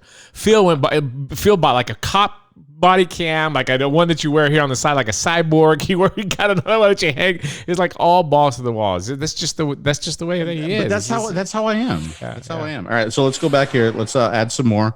Again, PG. We're looking for 25.39. We're getting there. Will I get it with this? And I mean, if I'm not exact, I'm not exact. I'm not gonna kill myself here. So 25.3. I'm probably gonna be a lot more exact than Dimitris is gonna be. There we go. All right. So 3. Okay. That's this thing. By the way, if I had to DIY like that, there's no way I would do it. I would tell you that right now. Like my DIY is like a minute and a half tops. All right. So that is my my PG. Now I'm gonna go to my VG. Which I need to add a lot more of. Why is that? Why do I have to add so much more? Probably because all the flavorings and the nicotine are okay. So I do have 50-50 selected. Everything is 50-50. I mean, excuse me, everything is suspended in PG. So, the amounts to balance it out to make it 50-50, they take in consideration the flavorings that you have in there, and of course the nicotine base. Question from Kid Bass: what's a good kit to get started? Really, we didn't even buy a kit. What you're seeing here from Phil is and you'll see when it gets to me, I'll show you. You don't really need a kit. You need some pipettes, you need some bottles, and some flavoring. Nic, VG, PG, and you're done. Go ahead, Phil. Okay. So right now I'm trying to get the. Let me go back to this. I'm trying to get the VG out of the bottle. VG is thick, right? So I can't really use. No, it sucks trying to do it like that. Trust me. Yeah, I can't use a syringe head. So I'm like actually just trying to use. She said. Syringe. Yeah, and so now this is going to take me a while because I need to get this out here. So anyway, I'll go back to this camera and you can see what I'm doing. And then maybe there we go. So I want to tear this out again. I want to zero it out. Right? Yeah. Because now I'm just measuring my my VG, which I'm going to need 62.05 grams. Why don't you just pour the bottle in like that? Yeah, I mean, I could do that. Of course, just pour it in like that, and then when you get to the close to it, you can just do a little bit more. This could be a disaster. I mean, that's what I would do. Okay, I'm not telling you what to do. I don't want you to ruin your delicious coconut. No. Look, it's working. It's working. Of course, that'll get me close. That'll get me close. That's why I'm the brains of the family. Good idea, Dimitri. Because this would have taken a lot more time. That way, you can get maximum Flavor and vapor. Maximum flavor and vapor. Yeah. Okay. Where are we? How much are you making, by the way? What's that? How much are you making? 100 mils. 100 mils. Okay. I need 62.05. Hey, Jennifer. Jennifer, by the way, listen, I'm sorry. Oh, look at that. I almost free poured almost exact. That's pretty good. That's pretty skills good. right there, bro. Skills. Let me go ahead. Let me just go ahead and just pour. There's a good chance that I'm going to get some PG on myself right now, which is okay because I can save that for later. But I just want to let you remind you, it's a 2-hour show. I just want to put that out. No, I'm going as fast as I can. Okay. I know. Just trying to remind you. All right, so here we go. Looking for the right amount here. 63.05. We're getting there. Okay. I went over. That's okay. No, not a big deal. Not a big deal. So, I won't judge you. All right. Thank you. Thank you for not judging me. All right. So that's my PG and VG. So now I'm going to start with my flavorings, right? I'm going to zero that out again. Flavor and vapor. Yes. I'm going to go to my flavorings. The first one that I'm going to add is the Madagascar vanilla, and I need 1 gram. 1 gram. That's it? The Madagascar. What's that? Only 1 gram? Only one. That's what it says. Okay. I'm not doubting you. Just confirming. It says 1 gram. Yeah, 1 gram. Okay, here we go. I think Jennifer's embarrassed that she got us into No, DIY. No, she's not. So I'm looking for a gram. Right, I'm getting there. Good. I'm over a lot. It's okay. By the way, Bill Tarling will put the link in for the e-liquid recipes calculator in the chat now for you guys. If you want to take a look at it. So now I'm going to the Mango Indian Special. The Mango Indian Special. Is that? I can't wait for that to show up on the Truth Initiative website. Mango Indian. Okay, I need 3 grams of this, Dimitri. 3 grams. Okay, rip it, baby. There we go. 3 grams. This goes a lot faster because you don't need a lot. Whoa. Wow, that happened fast. Okay, it's like Dimitri in bed. It happens really fast. Okay, that's what she said. All right. So now we are going to the Pina Colada flavor. And I asked Jennifer, I'm like, isn't like using Pina Colada flavor for a Pina Colada liquid? Isn't that cheating? She got mad at me. Oh boy, don't get Jennifer upset, man. It's not cheating. Because you have to add all the other stuff too. I need 4 grams of this. 4 grams. So there's a lot. I need a lot of this. All right, we're getting there. Can you see it okay on the camera? Is it good? It looks fantastic. You're doing a great job. All right. Look at that. Oh.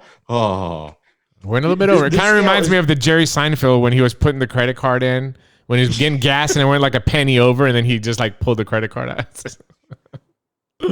All right. I need pineapple now. Where's my pineapple? My pineapple from Flavorings. I have that too. I have 3 pineapples. Isn't that hard? Like 3 different pineapple flavors going to my liquid. I'm special. All right. Why? Okay. I need it's not. Okay. There we go. Why is it not zeroing out? Oh, because it's not leveling for some reason. Oh boy. Oh my God. Oh boy. There, okay. Okay. All right. Good enough. Okay. That's good enough. I need in this. I need 5 grams of this, Dimitri. 5 grams. Oh boy. All right, here we go. I hope Tobacco-Free Kids is watching so you can add us to this. What happened there? What was that? I don't know. What did you do? How much did you put in there? I don't know. Oh boy, this is going to be a disaster. Let's call it 5 grams, I guess. I'm good. Huh? I'm good with that. I'm good. Right, let me reset the scale. You know what it is? I think there's too much shaking. This scale is so sensitive, right? Yeah. Even like the ceiling fan messes with it. Jennifer, I apologize. I'm sorry. Jennifer should be very impressed. Although I'm sure I don't have the right amount. That's the struggle when you get into all this equipment. Like I wouldn't. Like I'd take that right now. As soon as that error came up, I would have taken that scale, opened up my back door, and tossed that out in the woods behind my house. So here's what it is. I'm over the weight that the scale can measure. So take it and pour it in a bottle, and then go again. I guess. So what am I going to do? All right. Everybody's saying you went over the weight limit. Yes. Yeah. Go to your camera. I know what I'm going to do. I know how I'm going to get out of this. And just talk for a minute, and I'll be right back. Thanks very much. But by the way, listen. This is the beauty about it. I knew this was going to be funny. So it's about having fun with it as well too. And I hope you guys are at least entertained by it. And trust me, it gets even worse when I'm going to try to mix my liquid. But this is DIY. See, this is one of the reasons why 10 years in vaping, I never made my own liquid. This is the exact reason. I get frustrated. You have to have talent to come up with recipes. Like if it wasn't Jennifer giving me that recipe, I really liked it. That's Jennifer's talent that I'm basically taking advantage of, not my talent. But it takes, precision, it takes time, patience, and all that. And if you can get past that, or you can just mix like I mix, then it's not that difficult. But stuff like that would aggravate me. Phil can deal with it. Jennifer's calling me right now. Jennifer, I can't talk to you right now. Please, I know you're trying to help. Yeah. Call into the show, Jennifer. Yeah, Jennifer, you can call into the show. 215. Let's 215-383-5752. Yeah, go ahead. Let's call that good enough on the pineapple, and let's just add the sweet coconut now. So for the sweet coconut, I need 0.5 grams, not a lot there. If Jennifer does call, I'm afraid to answer. I'm really afraid to answer if she does call. She's going to yell. 215-383-5752. Jennifer, and be gentle, please. It feels very, very sensitive. It's very, very sensitive. I really am. Okay, all right. So we'll call that 0.5 grams, and now I just have to add my nicotine. right? How many unbelievable. beakers are you going to use? It's that easy, ladies and gentlemen. I'm going to drink this fucking nicotine. I swear to God. All right, hold on a second. All right, so the nicotine I got to add. Oh boy, hold on. Jennifer's on the yeah. No, go ahead. Jennifer, go ahead. Go ahead. I got it, okay, Jennifer. I got to add 12.43 grams of the nicotine. All right, Jennifer, you're on the air. All right, here we go. Okay, what I was going to tell you is that if you might have, because you have the 0.339, you have too many zeros on there, you might be able to your units are too high, so you're trying to go okay. I see what you're saying. If your units only had 2 zeros after the point, you might be able to use that other cup. Jennifer, listen, you're not the first woman to tell me that my units are too high. I just want you to know that. All right. Units are too high, baby. Hold on. Jennifer brought something Jennifer brought something with her. Hold on. What'd she bring? What'd I bring? She brought a whip. Oh, did she blow it away? I know what you're doing. All right. 12.43. I'm looking for my ears. This I want to be close, right? 12.43. Yes. Jennifer, please point out every little thing he does wrong. Please, Jennifer. Thank you very much. All right, 12. With the nicotine, you want to be. Please, Jennifer. It's gonna make it funnier. You want to be close with the nicotine, right? I mean, that would I guess help. And by the way, if you're wondering why I have this equipment, if you're wondering why I have this equipment, it's because of when I worked on the B line, I was involved. You wish you had that investment back. Yeah, I fucking should, right? You asshole. Okay. All right. So that's it. That's it. So here's what I'm going to do. By the way, just one quick comment from the chat. Yes. John Q. Public. After watching this, I'm going to be buying all my liquid. It's not for everybody. It's not for everybody. Don't be scared of Phil. Phil is just doing it the super hard way. Yeah, thank you, Jennifer. How is this the super hard way? Jennifer, that's my life story. That skill he has goes to 280 grams. So, and he's only going to use 100. He just doesn't have it tiered to the right settings. But it's okay. It's okay. This is just shows people that it could be as difficult as you make it or as easy as you want it to be. Jennifer. Just like vaping. It's just like vaping. Jennifer, you just described my entire 𝗵𝗄 management life. That's exactly right. It's such a tough job. People don't understand me. What I go through. Get ready. This is the exciting part. Let's go. Do it. Here we go. This is the exciting part. Ready? What are we doing here? Hold on. Oh. He's gonna make it. He's gonna have some fun with that little magnet. Look at that. I can even apply a little bit of heat if I wanted to perhaps steep it a little bit quicker. But look at that. You're doing fruit. You don't need heat. Look at that. And while that is stirring, I will come back to this camera and I will say, Dimitri, my recipe is done. It's a beautiful. I don't know yet because I haven't vaped it, but it's a beautiful. And now you make your recipe. I will make my recipe, but listen. Wait, did you pour all of your juice in that cup? Yeah. Oh yeah. Or yeah. You Yeah. just have yeah. what you this just is make empty. now? No, he put it. The sweet coconut, and the nicotine was in here, and I put That's it in. That's how much confidence she has in you. You can't combine 2 beakers. Everybody's a critic. Everybody. All right. So this is the fun part about DIYing as well. Yes. That's the fun part. The only thing I can think about looking at that mixer is, can I make iced coffee with that? I think I can make iced coffee with that. You can make a many things. I can make a cappuccino, freddo, espresso. Yeah, absolutely. A nice espresso, very good. Okay, so are you ready for mine? Jennifer, do you want to stay on the line? Oh yeah. I remember the first time. I don't like how she said that. Listen, Kid Bass is telling me just to shake it. You guys are making me. Oh my God, she said, Why would I shake it when I can do that? Look at that. That's fantastic. Great job, buddy. There's a satisfaction in shaking your bottle down. Absolutely, Jennifer. I tell you something. I'm all with you. So listen, by the way, I just want to, I'm going to start off my segment by saying that in this household, just like my good friend, the Russian reviewer, safety is #1 priority. Oh, you're gloving up. You are gloving. Look at you. All kidding aside, we are dealing with nicotine. We're dealing with flavors, and you should be very, very careful when you're handling these products. I should have gloved up. Go back and look to the 𝗧𝗵𝗲 show, and you're gonna get a lot of great information from Jennifer and Wayne that we had on here. But this kind of reminds you of I'm getting excited. I'm not gonna lie to you. I know. Right. Yeah.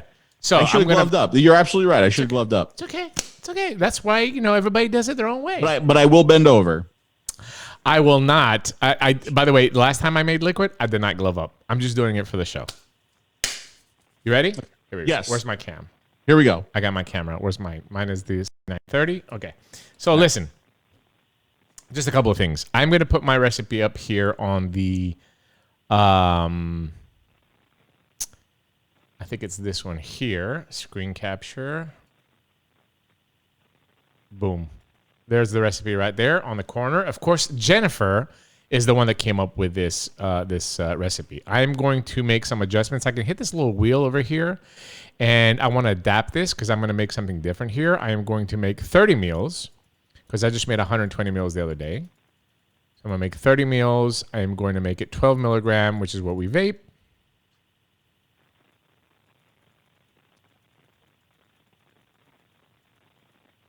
And I'm going to make it 50-50. 50-50. 50-50. 50-50. So once I put these adjustments inside, I'm using 100 milligram nicotine. PG content of nicotine is 100%. Then I am ready to get the results, what the website wants to give me to make it. And it's right underneath here. So I'm making 30 meals. I am making 12 milligram. And it's going to give me all the percentages that I need to make a 12 milligram 50-50 pineapple orange freeze. Now, this is what Jennifer called it, okay? That's not what I'm calling it. I actually made a special label for this liquid, all right?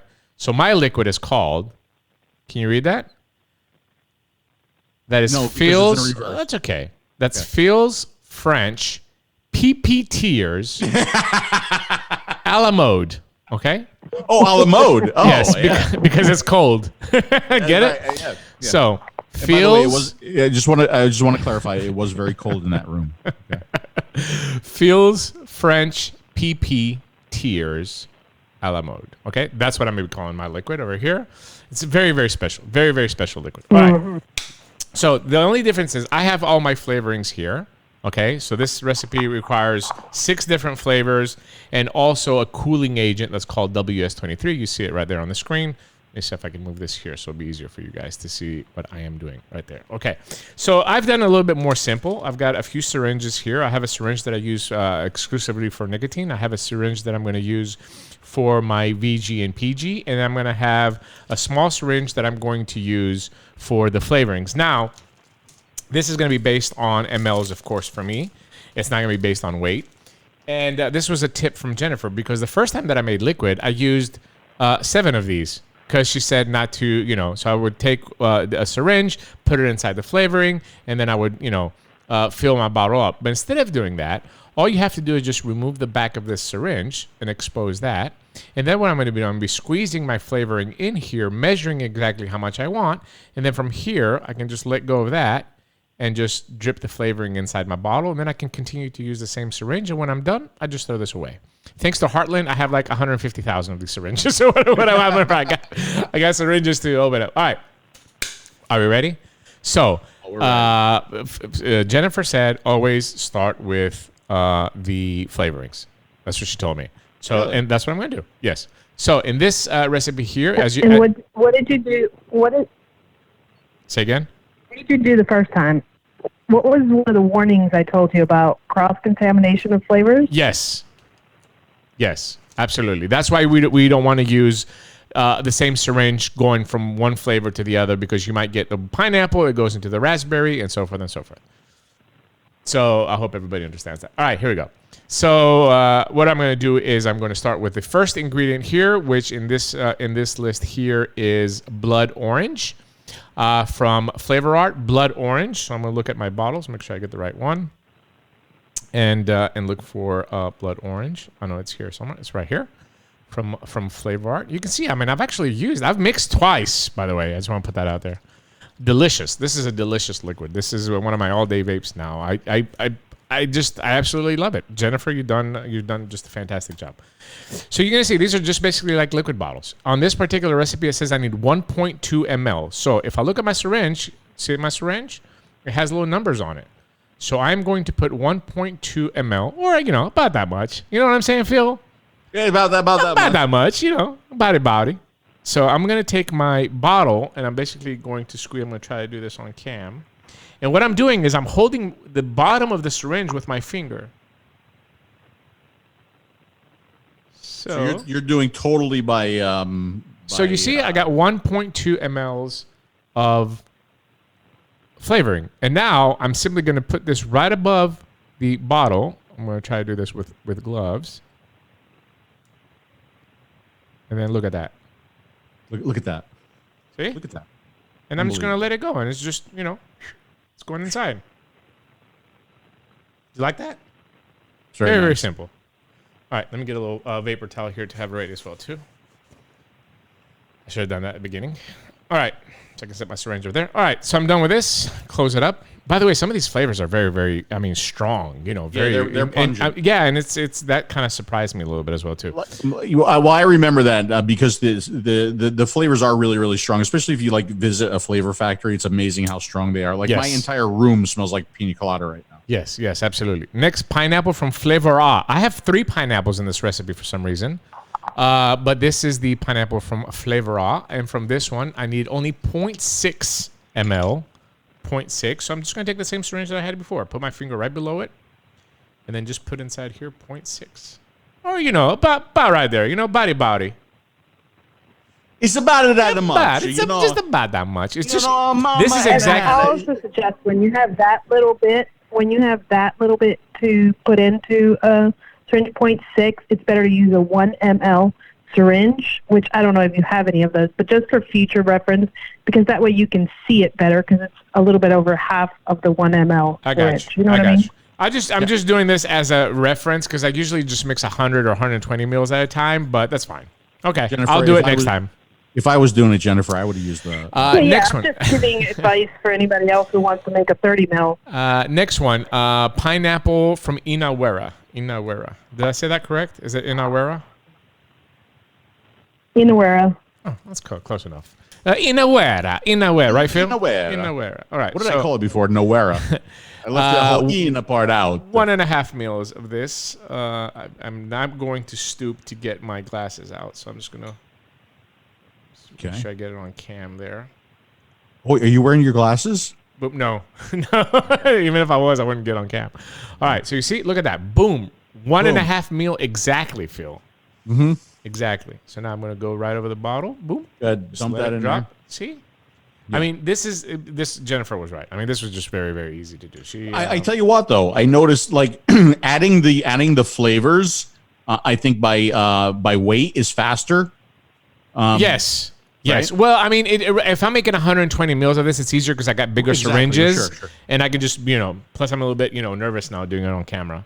I mean, this is like art being made, and all right, next we have pineapple from TPA, which is this one right here, and this is the predominant pineapple. This is the oh no, excuse me, this is not the 𝗀𝗟𝗏 is the predominant apple. For this one is just 0.23, and I have that little sign next to me on as well too. 0.23 of the TPA. So there's not a lot of this pineapple, just a little bit.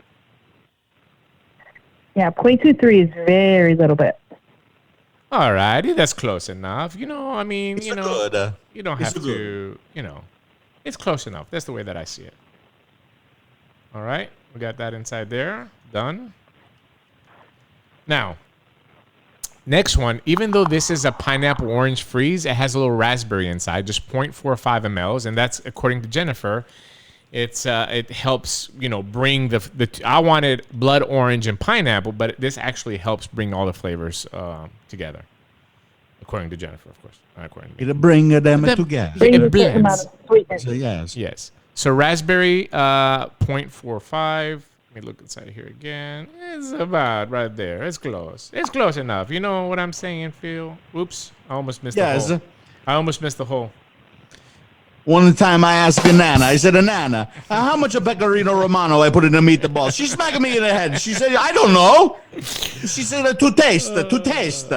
She I know make a measurements. And sweet tangerine, which is the last. And the reason Yes, go ahead, Jennifer. Go ahead. The reason I always say put the flavorings first is because if you mess up the flavorings, they're relatively cheap. But if you mess up if you add the nicotine first and then you mess up the flavors, now you're throwing away flavoring and nicotine. Gotcha. And the nicotine is the most expensive part of everything. I got to order more of this because I only got 10 mils, the sweet tangerine.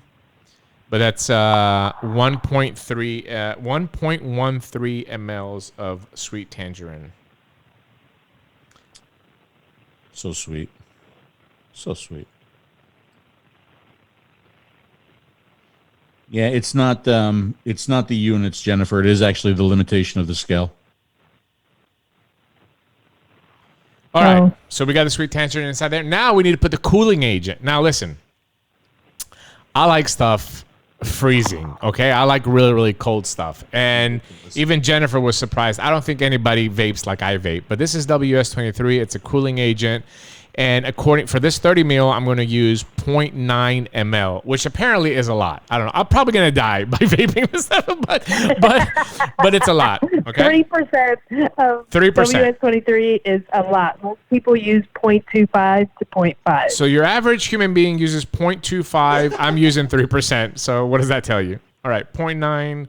I might put a little bit more. Just I just like it cold. I just like it cold. Like your heart. Like my heart. I don't know how you taste anything else. Black and cold, baby. You know, let me tell you, my taste buds are just so gourmet, just so experienced. All right. So now what's left is to put the PG, the VG, and the nicotine. First, we're going to put in the nicotine. Now, this is the nicotine container here. I'm going to give it a little shake. Premium Nic, CNT, PG based. And on this one, I'm just going to use the syringe that I'm using for the nicotine. I need 3.6 mLs. This syringe goes up to 3 mLs. So I am going to draw the nicotine out to 3 mLs and then add 0.6 afterwards. Oh, there you go. I just have it in the syringe, ready to go, right into my bottle. And then I need to get 0.6 as well.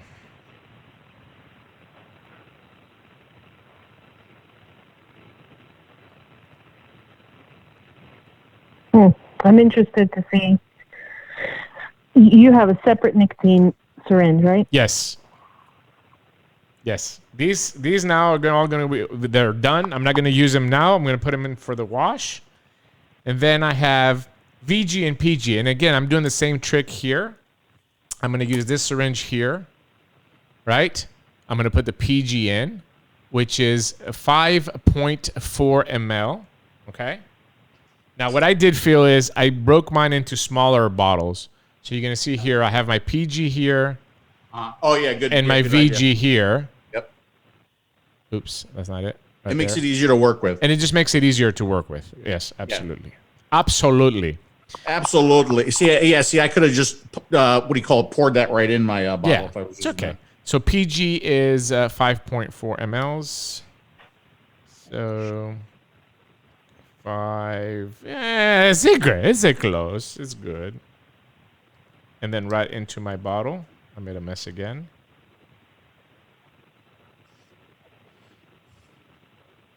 And if, especially with the VG, you leave it last because at that point you don't even have to measure. I mean, this is a 30 ml bottle, so the rest of it will be VG. So I'm just going to top it off with a VG. Does that make sense, Phil? It makes sense. Sometimes when it gets stuck like that, I like to give it a little blow. I just blow in the back of the syringe. Just blow that COVID out of there. Just blow the COVID out of there. All right. PG's done. Now, my bottle is almost ready to go. All I need to put in this magical Phil's French 𝗵𝗄 𝗪 is VG. Delicious. So I have the VG here ready. I'm just going to pop it up and listen. I'm just going to put the bottle right there, right inside. Look at that. I'm not even measuring. Plus, VG is very, very thick as well too. It's very thick. I've cut I've cut this bottle a little bit more open on the hole up top. That way, the VG flows. It flows. Yeah. And this probably would be better if I had a clear bottle, but this one is, it's semi-clear. I can still see inside as it's filling up.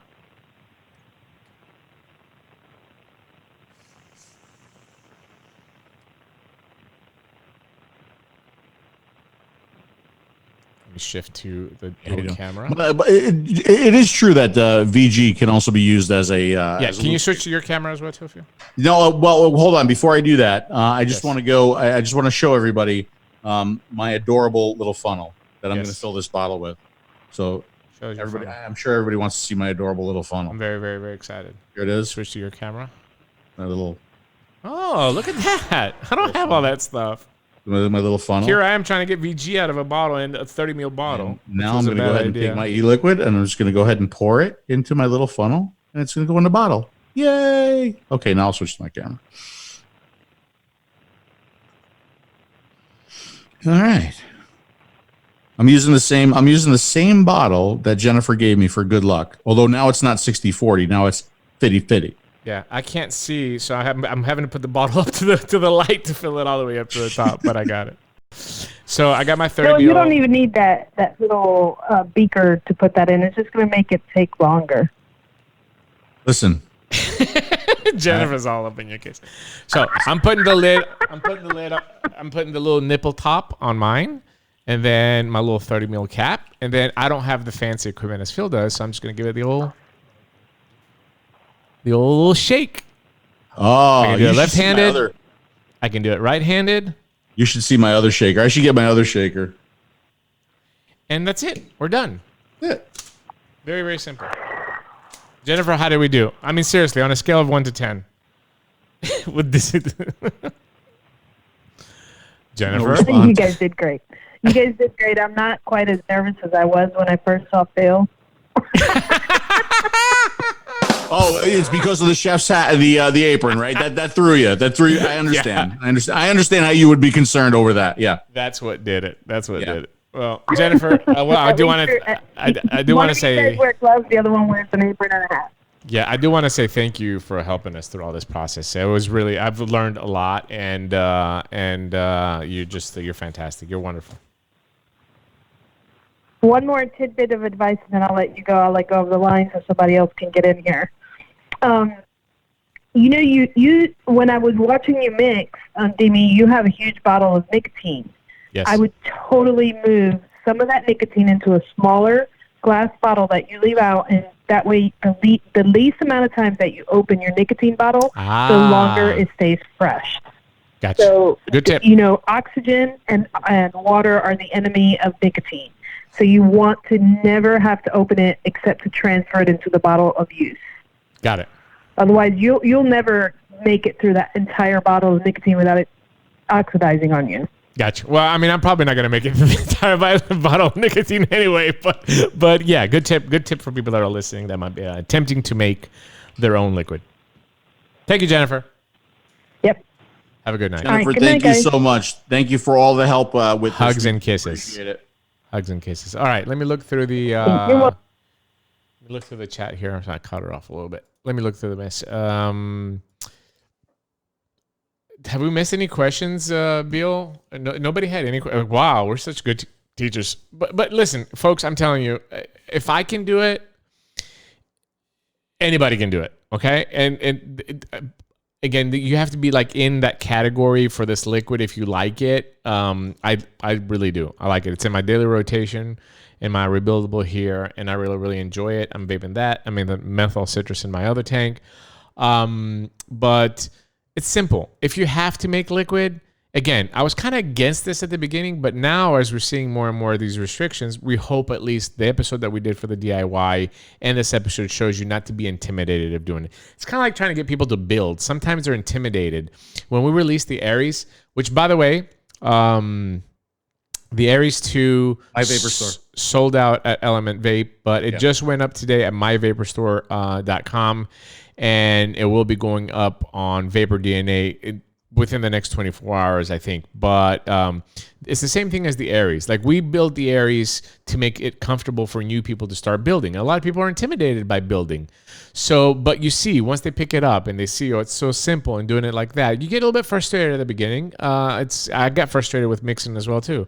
But the more you do it, the more you become accustomed, the more easier it becomes, and it's really not that difficult. The other thing too is, like, we just made a relatively small batch, right? But I mean, in a very short period of time, I have a fair amount of e-liquid that I can use, right? And if I made a bigger batch, I would have even more. And as far as the recipes, if you go over to the website that we're going to share again in the description and on tasteyourjuice.com, there are there's a ton of recipes there that you can look through, and you can find something that maybe you like.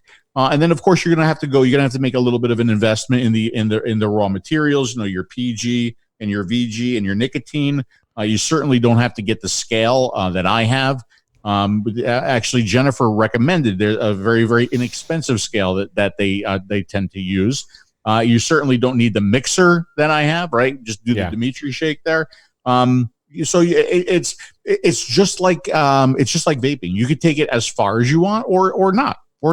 But what you wind up with is something you could legitimately vape. Yes. Right? Let me go through some of these questions here. I'm going to move it here. Oh, I can't move it here. Some of the questions: don't you have to have these flavorings or PG, VG, nicotine refrigerator? Or does that matter? No. If you have them in a cool, damp place, like I'm down in my basement over here, I've got that little corner set up over there. I got the flavorings in its own little shelf down here underneath the desk.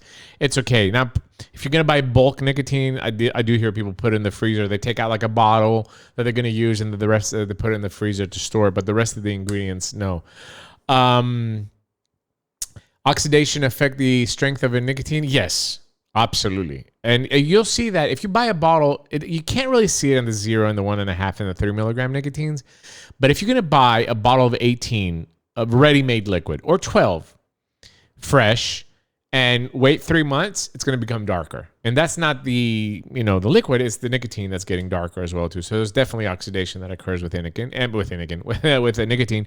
And the potency of it degrades over a period of time. So if I get a 12 milligram liquid today, a year from now, it's probably going to be like 10.2 or 10. We really don't know exactly how much, but it will be lower. The potency of the nicotine, because of the oxidation, will go down as well too. Just to clarify, Dimitri said a cool, moist place. He meant a cool, dry place. Is that what I said? Yeah, it's okay. I was thinking of something else. All right, so the rim shot on hand. I'm learning the buttons now. I'm doing very well. 215-383-5752. If you have any questions, we got about 5 more minutes left on the phone lines if you want to come in. Yasudok from Greece. If you can follow a recipe, obviously, and if you have people like Jennifer that can help dummies like me, it makes it even easier. But I will tell you what, you go into any Facebook group that's DIY, or forums, or shows like Wayne and Fresh 103 and Addy Tooney, they do a lot of mixing and stuff like that. And everybody is willing to help you. Everybody's willing to help you. So don't be intimidated to ask questions. The only stupid question is the one that you don't ask. So don't be afraid to do it. Even if you want to do it as a hobby, I continue to buy liquid, the stuff that I like. Nicquids, I just bought a big old gallon. I have it down there. Not a gallon, like a liter. But continue to buy liquid. Buy your favorite liquid. Look, there's no doubt about it. I'm not like breaking some secret here. It is cheaper to make your own liquid, okay? Significantly cheaper. There's a process that goes along with that, though, right? So if you want, like me, all these years, I buy liquid and I continue to buy it. I like my shit just ready-made, and I don't mind. It's still cheaper than smoking. But in these difficult economic times, if you want to save a little bit of money, just start playing around with something. Start small, do a little 30 mils, and then if you like it, you can make a bigger bottle. If it sucks, give it to your friend. Just to vape, I love the experimentation aspect of it. Sometimes you might make something that you really can't vape and you don't like, but sometimes you will. Like Larry, I think, who's gone to bed at this point. But Imagine Larry, that. he always, what's that? Imagine that at his age. Yeah, no, I know. Like every time I go over his house, he's like, "Here, try this. Here, try this." He's like, "This is a so and so," and it's kind of cool because some of the stuff that he comes up with is like really good. Yeah. It's really good. And Joshua said something interesting here, that DIY groups are so helpful and chill. Joshua, you know what DIY groups remind me of? DIY groups remind me of the early days of vaping conventions, when that group sitting in the middle of the convention, when all of the vendors were like on the outside just with folding tables, right? How helpful that group was to people who wanted to get involved with vaping and get off of cigarettes.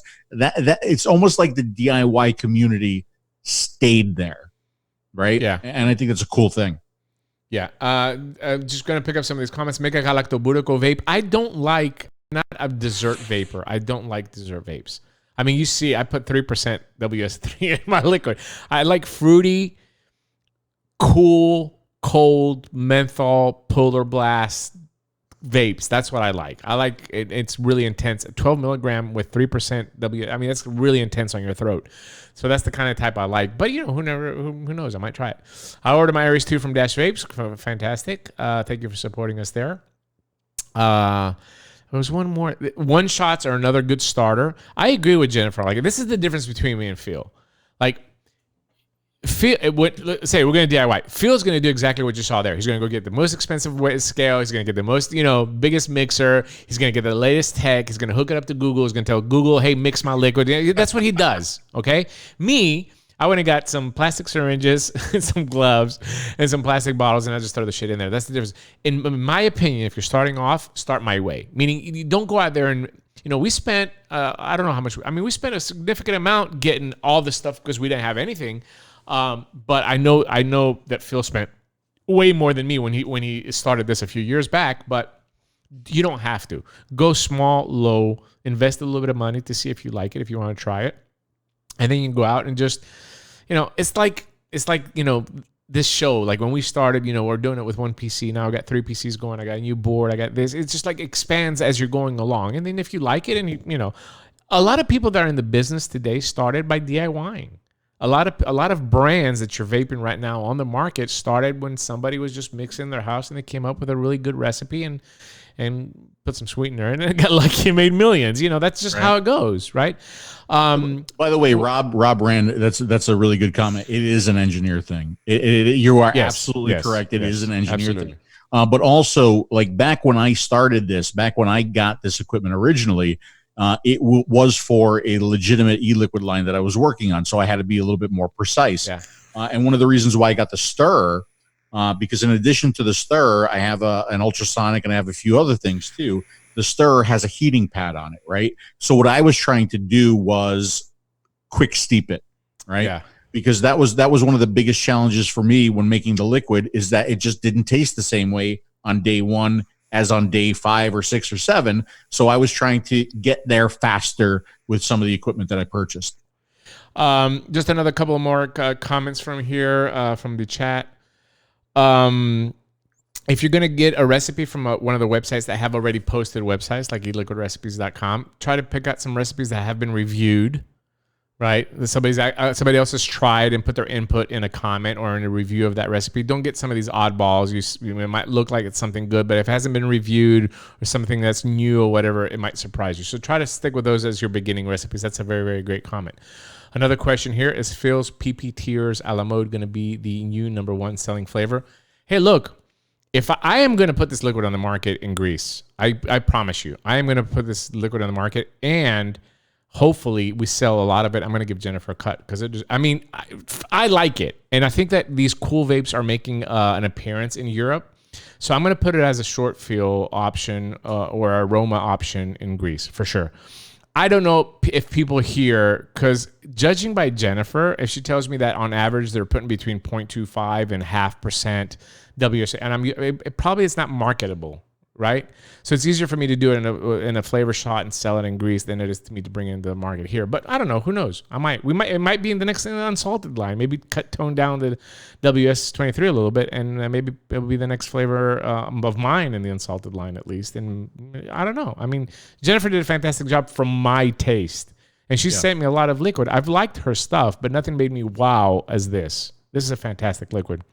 And if you put it in a rebuildable, I got it right now on a coil 1 ohm at 16 watts, and it's just a fantastic vape. It's just great. How long does the liquid need to stick before using? We covered that and if you want to go in detail on the DIY show and see that, Sadie. But, you know, some people say no steeping. Some people say a week, depending on if it's more bakery, it needs more time. If it's fruit, you can just start vaping. This, I start vaping immediately. The only thing I notice is that the next day, the cooling becomes a little bit more pronounced. So it blends a little bit better the next day. So it really depends. And I think a lot of the recipes do offer you advice, like let it sit for 4 days when you pull it off the website as well, too. Paul Blattmeyer said something.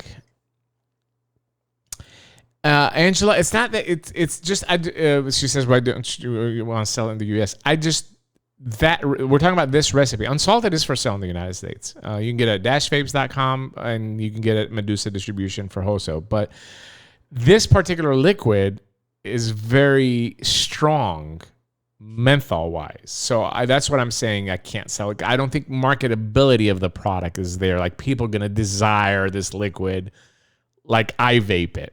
You understand? Just because I like it doesn't mean that it's a winner or it's gonna sell. Bill, can you pull Paul Blattmeyer's comment out of Facebook because I don't have it pulled up right now? I see he tagged me on the stream, but I just don't know what the question. If it is a question. All right, a few more minutes here. Let me see if I cover. I just want to make sure everybody has their questions answered. So again, all those stories that Dimitri talked about tonight with COVID and nicotine. Dimitri's going to send me the links for all of those stories, and they will be up in the description for the replay once I get to that tomorrow and on tasterjuice.com. So look for that. Yeah. Phil's way was easier than syringes to get messy. I agree that is definitely by weight is easier than doing per mil. But ultimately the result is the same. You know, I mean, yeah, it gets a little bit messy. You know what? It is what it is. I mean, to me, at first I was a little bit intimidated by it, but now like I said, I vaped. I just made this just the other day, 120 mils of it. So, and I got done very, very quick. I wasn't on camera, so I wasn't really concerned, whatever, if I spill a little bit or make, you know, whatever. So, you know, I really don't give a shit. But it really doesn't take, especially on a bigger bottle, it's even easier. Especially on a scale, if you're making like, you know, 500 mil, just pour it in there like you're making pasta sauce or whatever, you know. Well, keep in mind too, like on big e-liquid scale production, it is all done by weight, right? It's always done by weight. Jennifer says that's so cold. I use it at 0.5% usually. You know, that's what I said, Jennifer. You know, that's just the way I like it. Don't judge me. Don't judge me. Dimitri likes it really strong in his throat. He likes that. You should judge me because I like it strong. You know, for as much as Dimitri and I are alike, boy, I tell you what, when I grab the wrong vape when we're traveling, I know it because it's like Mr. Freeze. Yeah. But anyway, if you can go back and look, if you want to try my liquid, the recipe is now is there. You can go by, look at it, and just make it and see what do you come up. Try a 30 mil. Don't make a big bottle of it unless you like really, really cold vapes. I like cold vapes. Couldn't find it. Let me see. I've got him. He's got me tagged here. Let me see if I can pull up Paul's comment real quick on Facebook. Sorry, you're gonna hear me in the background. Let me see if I can mute that. Yes, I can. DIY is a very deep rabbit hole. That was his comment. I can see that happening. I can see that, Paul, that it's like if you get into it and you get like really get into it, it's definitely a deep hole. I think that I don't have the talent, and I did this even when I worked for Mountain Oak Vapers for quite a few years. I mean, I wasn't in the mixing, but I was involved with the lab and ISOs and all that stuff. So I would go back to the lab and I would try to recreate, for example, a sublime that I like from Nicotine. Let's say it was a lot of failures. I wouldn't give that to my worst enemy to vape. It was just bad. I don't have that talent. As good as I am at cooking, I'm very, very bad at, I just don't have the talent for liquid because liquid is completely different than cooking. You need to be able to, like here, I'm using, in the blood orange recipe, I'm using raspberry and sweet tangerine. Like I would have thought that I had to put those two in there to balance out the other flavors. Also keep in mind, there's one more big thing that we forgot to mention. I am sick and tired of messages. Just the other day in the platform group, another guy came in and said, Where can I find 12 milligram nicotine? They can't find 12 milligram freebase nicotine. I find it disgusting. I find it absurd that more vendors are not carrying higher nicotine freebase nicotine. When we were telling people to bring 12, they said there was no demand. Now they're selling 50 nicotine salt. So your bullshit is done, right? Put more options on the market for people that require 12 and 18 milligram freebase nicotine. It's just absurd to me that you don't believe that there is a demand. But guess what? I'm here to tell you, if you can't find it at a vendor, mix it yourself. DIY. There you go. And a lot of people have. A lot of people in the DIY community started because they could not find 12 and 18 milligram liquids on the market because you, the industry, thought there was no demand and all that people wanted was 3 milligram. It's completely absurd and completely ridiculous. And once again, one of the biggest mistakes, part of the bigger mistake of, between 2016 and 2018. Just last week, 5 requests from people where do I get 12 milligram e-liquid? Yes. And I know 5 doesn't sound like a lot, but that's a trend, right? That Absolutely, it's a trend. I'm sure there's more people that want to answer that. Is just by the way, we need to talk to Jennifer because I think my recipe is set to private.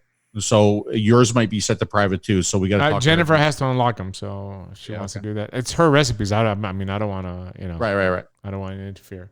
But if I do make it and sell it in Greece, I'm giving Jennifer a bonus.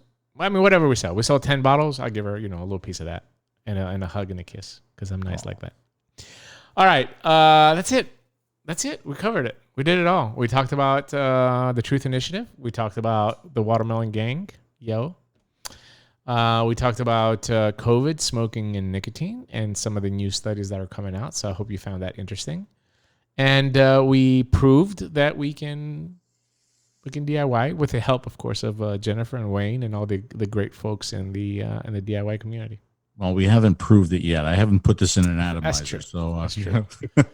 Are you gonna let it steep, or why don't you just do it now? No, I'll vape it tomorrow. Okay. I don't have anything cleaned and open and ready. All right, we'll do a follow up on the next. I've vaped this.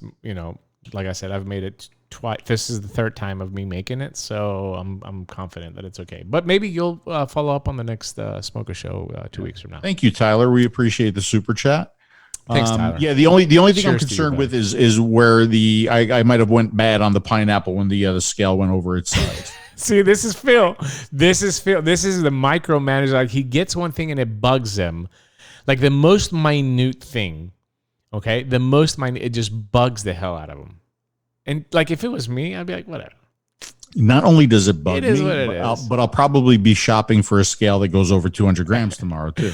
Put it in a natty. It's annoying the shit because I've never made a batch. We were making all small batches when we were doing this. I've never made a 100 ml batch, and now I find out that I can't do it. I'm angry. Here's some good advice from our friend over here, Troy. Put it in a natty and take a ripski. A ripski. A ripski. That's the new lingo, bro. That's the new lingo. All right, here we go. That's it.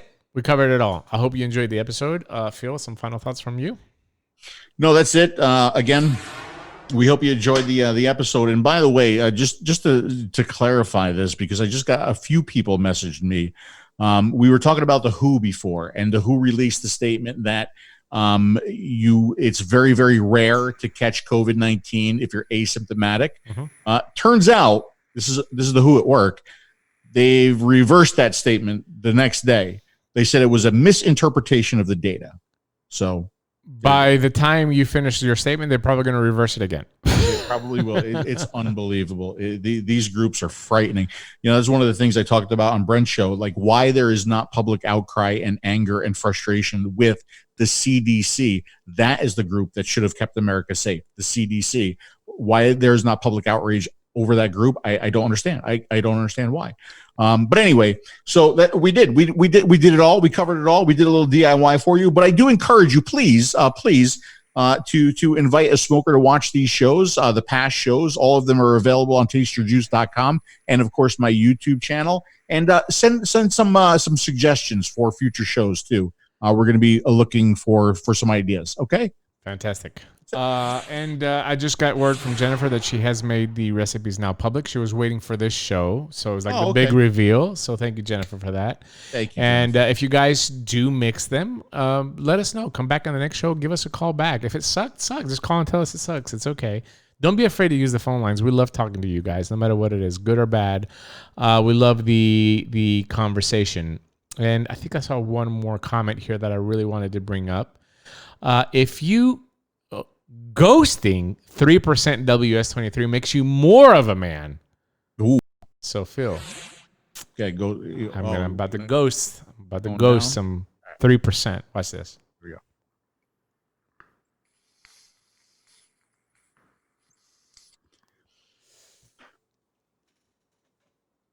I feel it. I feel more like a man, actually. You look more like a man. We'll see you again next week on the DP Show, Tuesday night, 9 p.m. Eastern. Come and get DP'd with opinions from both ends. Thank you. Have a wonderful evening.